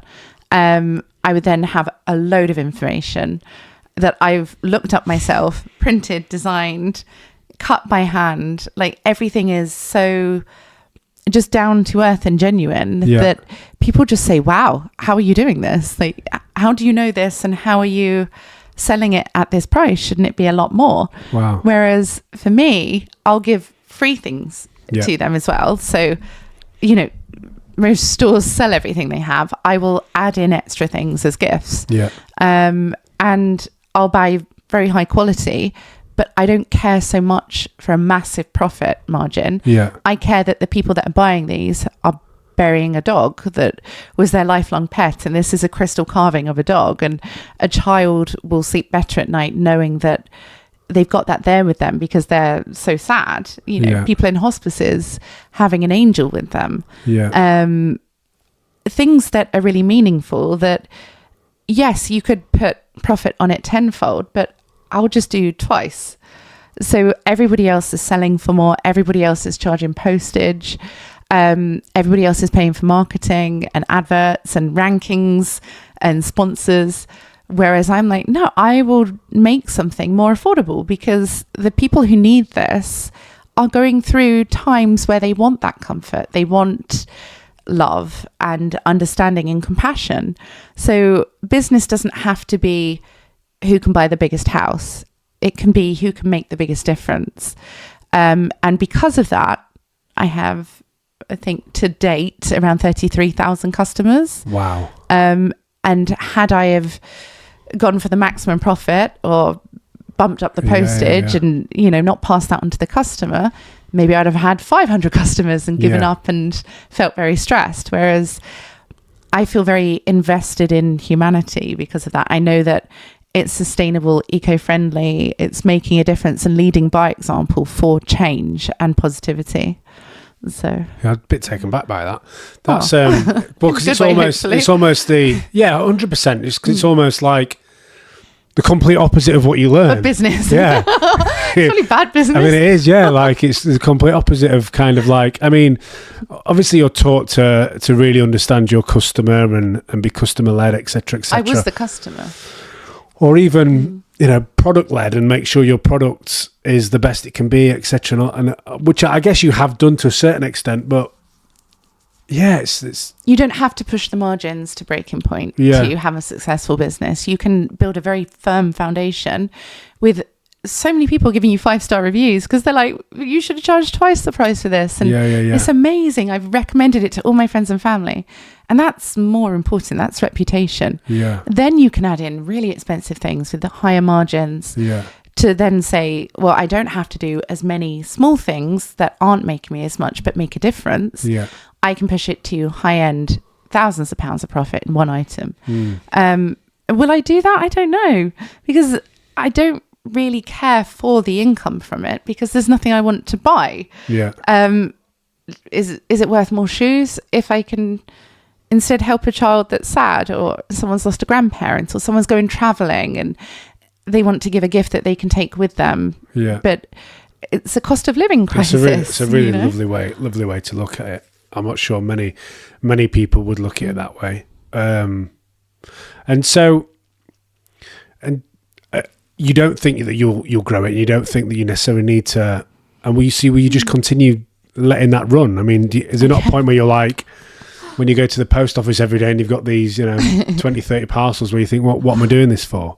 You're always thinking about the customer, and you're always thinking, well, this is just a nice, wholesome thing to do. Yeah. It's just a really good excuse to go to the post office for a chat. Yeah, I do love them. They're a really lovely elderly couple. And I can have the Royal Mail come and collect in a van because I have a sack of things. But they receive a commission at the post office as a family-run business. For every parcel they scan through, they take a commission. And they say, do you mind bringing it to us? No, that's fine.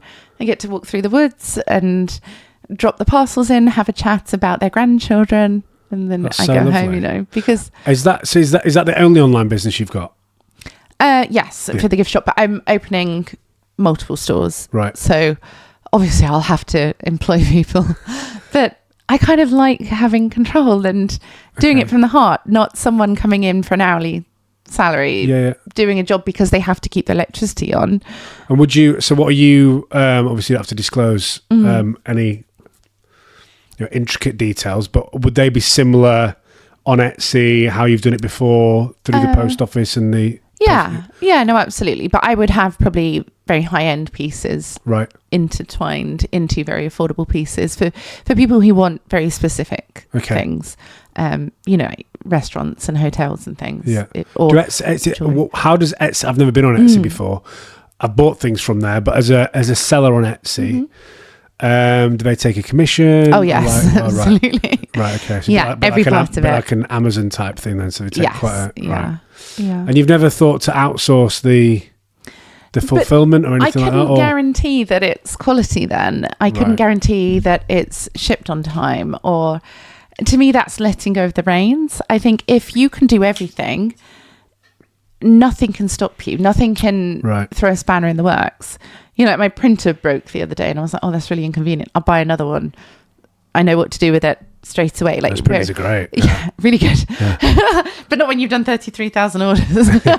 Sometimes you have to replace them. I wish I'd done 33,000 orders, So, but if I didn't know about that could have really, I could have been a week waiting for someone to come and repair it, or, just know intricately every aspect of your business. Yeah. It can never fail because you know what to do before it's happened. If the internet went down, well, this is how I fix that. If the Royal Mail went on strike, well, I can take it to another courier or something. Like, always have the ability to just think fast and nothing can be the end of it then. It's interesting because I've tried to outsource the things that I know I'm not good at, and the things that I think I would get bored of, and therefore the way my brain works, it then switches off, and I'd be like, right, next thing. So I have tried to outsource logistics and outsourced postage and packaging. I don't think it matters too much with my product. Yeah. But I see why you'd want that control. And what I don't get to do then is put the personal touch in some of the packages, which I think would benefit as an early startup. Yeah. But then what I thought is it then allows me to scale. So I wouldn't be doing, however you've managed it. But, if I have 100 orders in a day, I'm not sure I'm efficient enough to actually fulfill those 100 orders in a day. Yeah. Whereas a third-party logistics company can. And then if that's 1,000 a day, I then don't have to take on any more staff. I don't have to get a bigger warehouse. I don't have to get anything like that. You don't have the stress and man hours of it then. Yeah, but it sounds like it doesn't really bother you. It's kind of like you're quite methodical and just... I pop on a podcast. Yeah. And then I'll sit... Maybe this one. And do it all. Yeah, there you go. Move forward, yeah. There you go. On my podcast, yeah. So I'm almost mindfully multitasking. Yeah. And it gives me that space to stop, because otherwise I'd probably be decorating or studying something else, or I never stop. So it makes me stop, and it makes me do something that I know I'm personally touching these things that someone else is going to take and hold and love. Yeah. It's almost a transfer of energy. And paying forward acts of kindness. Yeah. So for me, it feels like karma. And as a small family business, could I then, if that's why people are drawn to it, could I then become this massive chain? Can I still call myself a small family business? Yeah, and then do you lose that touch and lose what it's all you're not about? Sustainable, and then actually the ethos has been replaced by financial gain. Yeah. But for me, it's the ethos of business, and that's probably not how most businesses operate. But son and daughter aren't looking. So you said it with your daughter, but she's now no, because she wanted to be creative because she loves being creative rather than because she has to be for financial gain. Okay. So no, it's just me. All right. But it's something that you're obviously going to continue with. Yeah, I'll just tweak what I sell, knowing that it's grown so fast to just be a bit more. Do you enjoy it? Yes, lovely. Do you? I really enjoy it. But you still never been tempted to link the two together to like a little crystal post on Tracy Kiss profile or anything like that? Just not. I mean, I could, but it feels like a different world, and I feel like it's a different demographic. I like that you've kept it authentic. Yeah, I think it's admirable to not. I'm not going to say. I was going to use the word cheat, but I don't think it is cheating if you post. Yeah, just have a foot in the door. Yeah, I don't see why you wouldn't use it. But fair play for not doing it, I guess. And it just proves that you can. It's almost like you've seen it as a challenge to just do it that way, I guess. If you win when you shouldn't, does it feel like a win to you? If your opponent lets you. You don't get that victory then. You don't have that sense of achievement. You just think, well, you've let me do that because you're trying to impress me, or, for whatever reason, you may feel pity towards me. So you're giving me something that I didn't deserve. I didn't earn it. And, I'd like to earn it. I like the feeling of being good enough. Yeah. So I wouldn't get that otherwise. So what about... So that must then... We talked about issues dating when... you thought people might be with you for ulterior motives to boost either their profile or the money or whatever. But then does that throw up other problems that you actually don't need anyone? Yeah. You're independent. You've got a successful business. Yeah. And could that be quite intimidating to some people as well then? And also with the past of the glamour modelling, does that ever throw up any judgment from... Yeah. I guess you've got to be mindful of that sometimes. Definitely. I think like when you look at the role of a man and a woman, you would say to the man, you're the provider, you have the income, the security, you're the protector, you tell us what to do and we follow your lead. So if you have a female that is physically strong, mentally, emotionally strong, whose role have you taken, and who wears the trousers if you both like trousers? Yeah. So and equally, I've been in relationships and seen people who are very close to me being in toxic relationships, abuse and suffering. And I think life's too short. And like, if someone is taking away everything that makes me an individual, telling me what I can wear, who I can speak to, where I can go, what's left of me? Or have you just created this Stepford wife?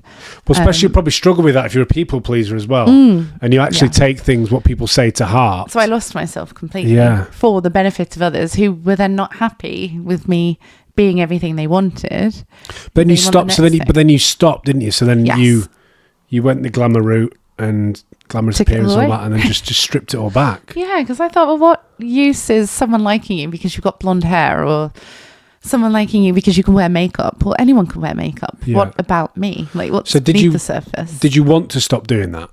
Or Yeah, I always thought it was a bit shelf about- life. Yeah, right. Yeah. So it wasn't driven necessarily by anyone. But how did you find that people then treated you after you like deglammed, if you like? So much nicer. Oh, really? So going from a relationship where I was judged as a stepmom, towards this child, I thought, no, I never want to be that person. I never want to make someone feel ugly or worthless or not good enough. Like, my life is love and positivity, not competitiveness and, I don't know, status. Yeah. So being myself is the easiest thing in the world. Yeah, like, fair, yeah. taking away everything that isn't me, the expectations of other people and how they want me to look and what they want me to do, to say, no, actually, what comes naturally is the most authentic. Yeah. So easy. I'm so happy. I just wish I never had that influence to look different and be what other people wanted, those expectations, because I would have been this way all along. But had I not have gone through that, I probably wouldn't have lived the craziest life that I've had. Right. To kind of find that happy medium in the middle. Yeah, it's So, almost like you had to go through that to Yeah. then get to where you are now. The Yeah, most to growth truly comes appreciate. from Yeah. And do you feel that then? Do you feel that now? And do you feel a lot happier and a lot like a bit like almost like relief, and you can be who Yeah. you want to be? And Yeah, people are lovely to me. Women are so much nicer. They'll come and say hi and that's so crazy. give me compliments. Oh my God, compliments from women. Wow. I didn't do it for the compliments. Yeah. But But you're now getting them. yeah, I'm You like, never wow, was before when No. you would be perceived to be perfect. this thing. Yeah. Yeah, they're like, yeah, now they're just lovely to me, and they come and give me hugs, and women cry, and I'm like, why Are are they? you crying? You're okay? And they're just like, oh, you're a nice person. It's nice. And I'm like, okay. Yeah, nice. Yeah, just to, everyone can be, we're all human, Yeah. Yeah. regardless of what we look like or what you've done in life. You're still human. To be fair, I feel that I think looking at your pictures, maybe if you study your Instagram profile, maybe not, but like certainly appearance wise on pictures, you wouldn't expect you to be as soft, I think, soft and nice as what you are. Yeah. I think there'd be more of a, I don't know whether that's the glamour industry in general though, to be fair. You expect them to be more, I don't know, harder and a chip on the shoulder or whatever. And actually probably when you meet these girls, a lot of them are very insecure and are doing it to kind of like put up a bit of a barrier maybe. And But it's kind of, if a dog was in a shelter and it's been abused and kicked, it's going to bark back. Yeah. And a lot of people have been through hard things in life. And from childhood, just a school bully, that can carry with you throughout your whole life, let alone relatives doing that. Did or you get a any of partner that at doing school? that. Would you have got any bullied at school? I was bullied. I was eating cabbage at school for lunch. Pickled onions, raw onions. So talk A vegetarian, vegan. Yeah. It wasn't cool. So you were vegan at that age? From the age of 5. Vegan from the age of 5? Yeah, well, vegetarian, but Right. had a dairy intolerance without knowing. So I would have like butter in a sandwich, but I didn't really like cheese or ice cream or milk and things. So, So it wasn't. So it was by choice from that age. It wasn't that parents had. They really did not want me to not eat meat. My dad being Hungarian, they would like tear meat off the bone and Cavemen. strangle chickens and things. Yeah, like Lovely. The one you didn't want to eat that, just strangle a chicken and make you eat this chicken. Yeah, so it was just normal for them. Whereas from a very young age, I just said, I can't do that. Why would I take a life of an animal when I love animals? I've had so many across my life. Yeah. I have a bit of a farm of animals. 8 pets. So, 8 pets? Yeah. Like Dr. Dolittle? Yeah, and 2 children. Wow. So I could never take from another person to have a meal myself. Like Fair enough. I couldn't watch someone die just so I can have a snack. Like that doesn't seem fair. Like, what value do you put on life? And even in dairy, what they have to go through, the suffering in just a life of misery for us to have an ice cream on a warm day. I struggle to pass comment on that because my best friends are one of my best friends are dairy. I've gone dairy free, to be fair, but one of my best friends is a dairy farmer, and one of my other good friends is a big farmer. So I'm not gonna. Just in case they watch this, they probably won't watch it. But no, I get. Listen, I'm not ignorant as to say that one person is right and one person is wrong. No. I might have my own opinion that might differ. But yeah, I mean, I think if you're healthy, you're happy, and I mean that's great. Yeah, right? Absolutely. Just live your life. Do nice things, and it's only going. They're only becoming more and more options towards vegans and vegetarians as well, right? So it's kind of getting easy. You've done the hard bit. Yeah, not being able to eat 20 years ago, 30 years ago. Yeah, like that's hard. You can have a side of chips or a salad. You're not doing that. You're not doing that for attention, right? You're literally like, I'm just hard, right? Intolerant to everything. Yeah. Yeah, but the healthier you are, the less you can tolerate processed foods and things. So yeah, I hear that. You kind of just back away from all of that. I used to find that when I was training a lot and my diet was very clean and I'd be very strict and regimented with it. Yeah. I then go to like America and you'd eat like they eat over there, and all of us like you'd just be in at the deep end. Oh, you'd be in bits for weeks when you came back. Yeah, like your body's not used to this. No, it'd be like filling your car with mud instead of petrol. Yeah. Like, why would you do that? I've also been watching one of my friends' parents. I went away recently, and she was big on health and diet and all that kind of stuff. But I've always trained for aesthetic reasons, not necessarily for health reasons. I enjoyed the gym or whatever, and so I would eat well for fitness regime, but not necessarily healthy, if that makes sense. Yeah. And I probably cooked 2 or 3 times a week. And it was, I was then thinking, if I'm going to do that for like a fitness lifestyle, I want to be cleaner, why not go one step further and do it like really healthy? So everything's made from, tomatoes and basically raw ingredients and that kind of stuff. And incredible. So I've tried to make more of a conscious effort of that going forward. But you do find you become then intolerant to a lot of things. Yes. So I love a biscuit. I love chocolate, but like biscuits, I'm a northerner, but like tea and biscuits are my thing, right? All that trans fat. Yeah. So then you pig out on like a weekend or whatever, and it's then like having a hangover. Oh, I don't even drink anymore. But it is like having a hangover some mornings where you've not slept properly and you're like your diet's all over the place. All those biscuits. I guess you've got to be careful what you read a bit with regards to what you buy into, what you don't buy into. But there's so many fads. That's the risk. It makes sense that if stuff is like got that many preservatives in, right? Like, is it really that good for you? Maybe. No. Probably not. Yeah. Mass production. I think we're in a world where we want everything instantly. Yeah. We want quick results to stay young forever. Yeah. And not have to try. And when that doesn't go exactly the way that we want it, we feel misery, depression, inferiority. We seek validation. People turn to addictions. And everything is just fragile. Everything's balancing on a knife's edge that can crash down at any moment. Where's the security? Where's the love and acceptance that everything can flourish upon? And I think a lot of people are just trying to fill the emptiness of life with whatever material possessions they can come across, or any kind of, sexual highs, but they don't have the fundamental basics there. Well, I guess if you look at how we've evolved, like, back in the day, or in some tribal villages, you're out working all day just to survive, right? So you go out, you'd hunt or you gather, and then you'd go home, eat, sleep, and then you do the same the next day. Have 10 children.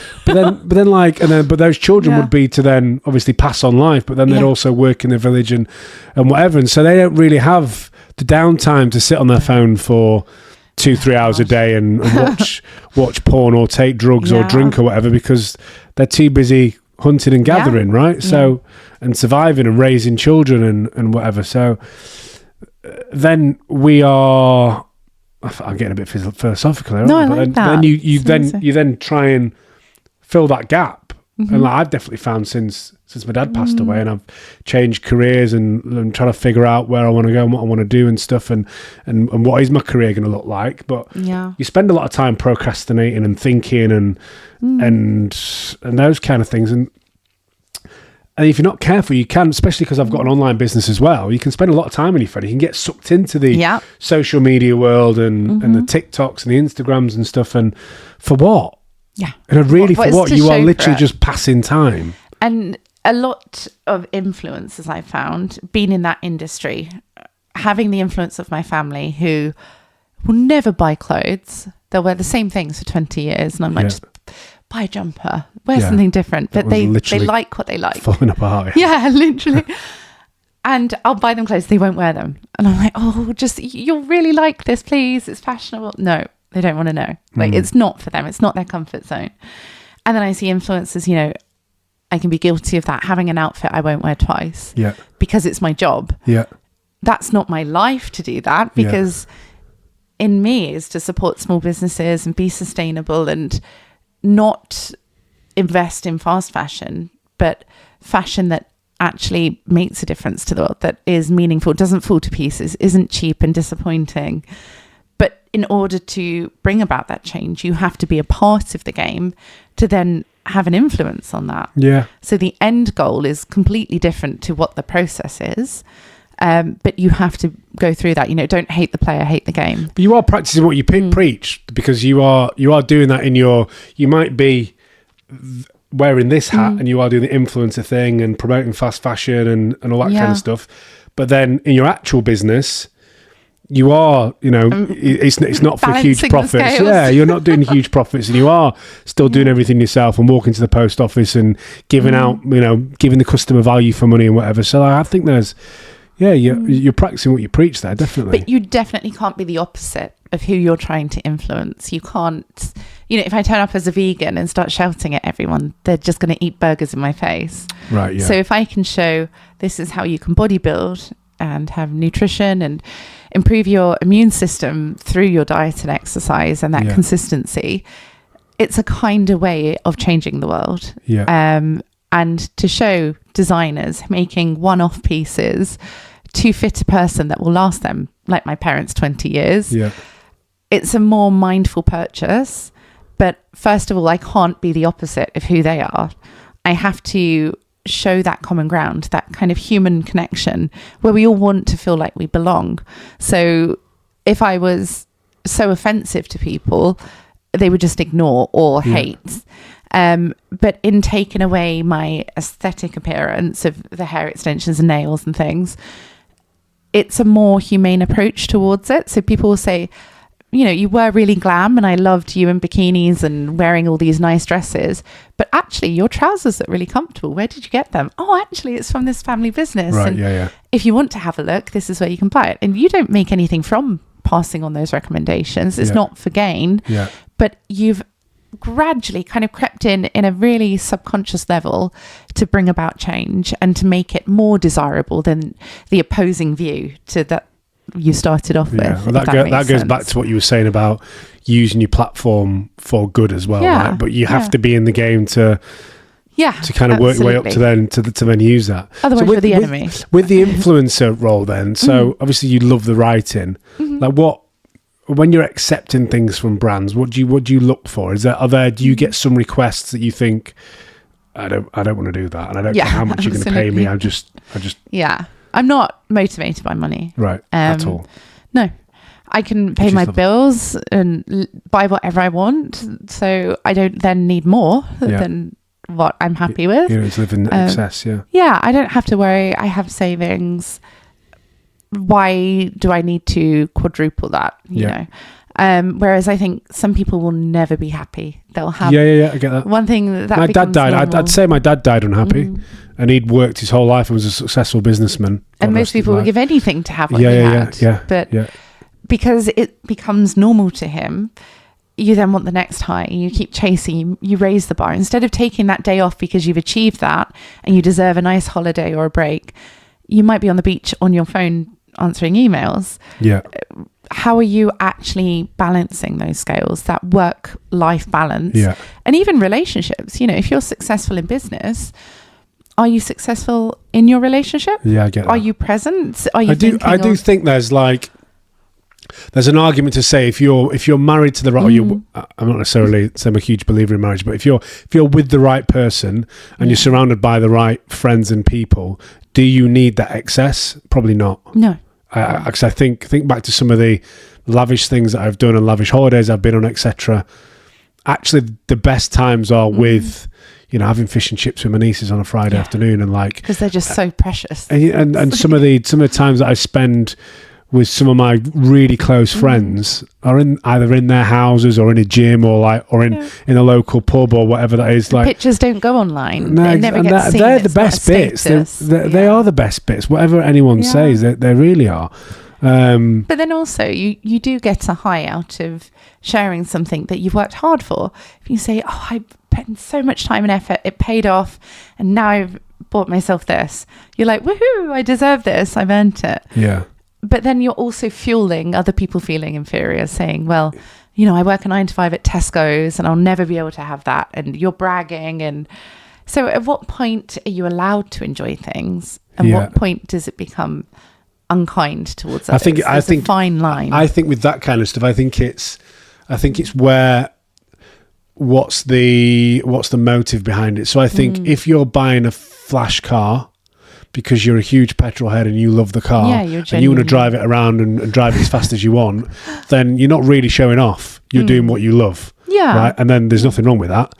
If you're driving that car because you want to make yourself feel better and people to look at you, or you're insecure, I'm not sure how I'm trying to say that, but essentially, like, I'm better than you because I've got this, then that's not going to make you happy, and that's not right. So, and I think about that in surgery as well. I have surgery because I love myself and I like how I look, but I have surgery to be more youthful or to tweak what's naturally there, not to be the opposite of who I am. I'm not trying to be, you know, a cartoon character from looking like I haven't had surgery. You know, some people will say, I want to be half my size, so I'll have surgery to have a tummy tuck and liposuction, and when I'm half my size, I'll be happy then. Or, you know, I have a massive nose, so I want my nostrils to be different and my bridge and my profile, rather than, can you take a couple of millimeters off a little bump? You know, so, but then I also don't want to be like, oh, I'm high and righteous because I'm doing discreet surgeries, and you know, you do what's right for you, though. So I don't feel like everybody's unique. Yeah, and I don't feel like you're not a preachy person. You're kind of putting that information out there. This is my experience. If you don't want to listen, don't listen. But and I'm not saying you should or shouldn't do this. If you want to go get gigantic breasts and your nose cut off, go and do that. My advice would be, don't go as big as what you want to go. Yeah, what you like. Yeah. So I feel like it's not a listen to me. It's like, well, this is my experience. I don't feel like you're a preachy person at all. It doesn't have to come from a place of sadness, though, of disliking your body. It can come from a place of, you know, you feel good, so you'll go and get a beard trim or have a wax or preen or nail trim or something. You know, it's just self-love. I wonder if there's something. I wonder if there's something in that they say about that your home is a reflection on how you see yourself. So if you're not tidy and you're not clean, and you don't clean your house, you don't tidy your house, it's almost because you don't feel like you're worthy of it. Maybe. I don't know whether I agree with that or not, but I've heard that. And if I'm honest, I do. If I've been training and I go get a haircut and I go get a sunbed or whatever that looks like, so I feel amazing. Happy, but you didn't do it because you're sad. No, and is that because I've invested in myself? Because I spent the time to go to the gym. I've had a sauna. I've had a haircut, or whatever that looks like, and I've put on something nice to wear that day. Do you feel better because you've then invested in yourself? I don't know the answer to that, but you know, is there something in that? I definitely think so, and I think we need to be more kind to ourselves. I think that. I think there's some things that you say to yourself that you wouldn't say to your friend. Your worst enemy wouldn't even have as good shots as those. So like, you. So why? Like, life's hard enough as it is. Like, be a bit like kind to yourself and have a pat on the back. And when I say things like that, I don't think that's easy. No. And I'm not saying it's easy to achieve and you'll be able to do that every day, but like I think that's the goal to get to if you can. But it's certainly not easy. And I think small steps every day, though, like we can be very critical of ourselves. Yeah. From childhood was celebrated, and then when you become an adult, you're criticised. Yeah. And you're like, well, what have I done differently between there and there? You left school. Yeah. Well, at school, you know, like, it didn't prepare you for the real world. No, not at all. And now you're in at the deep end and you're struggling and you don't know if you'll ever be good enough, and you always think you're going to be fired or someone will replace you. And I think that extends into every aspect of life. You always feel like you're not a unique, precious and priceless thing. You know, you're not an individual soul. You are just one of billions, and the next one will come along when you're gone. But actually, we are priceless, precious souls. We just ignore who we truly are to try and fit in with everyone else, to kind of go with the flow, move with the crowd, so that we're not criticized and judged. And if we do it the wrong way, being the opposite of who we are, we will be criticized.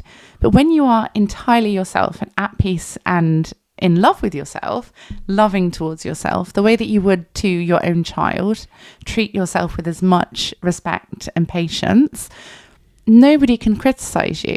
If you have a very healthy and sustainable business that isn't purely for reward, what bad negative feedback can anyone say to you? You're almost untouchable, yeah. Yeah, because you know that it's for the right reasons rather than the wrong. And if you accept and love yourself, how can anyone else not allow you to accept and love yourself? No matter what they say, it will not take your love away. No, it wouldn't, because you're, like you say, it's genuine, it's pure. And actually, I'm not going to listen to what you think, because I think I'm great. Yeah. And there's nothing wrong with that.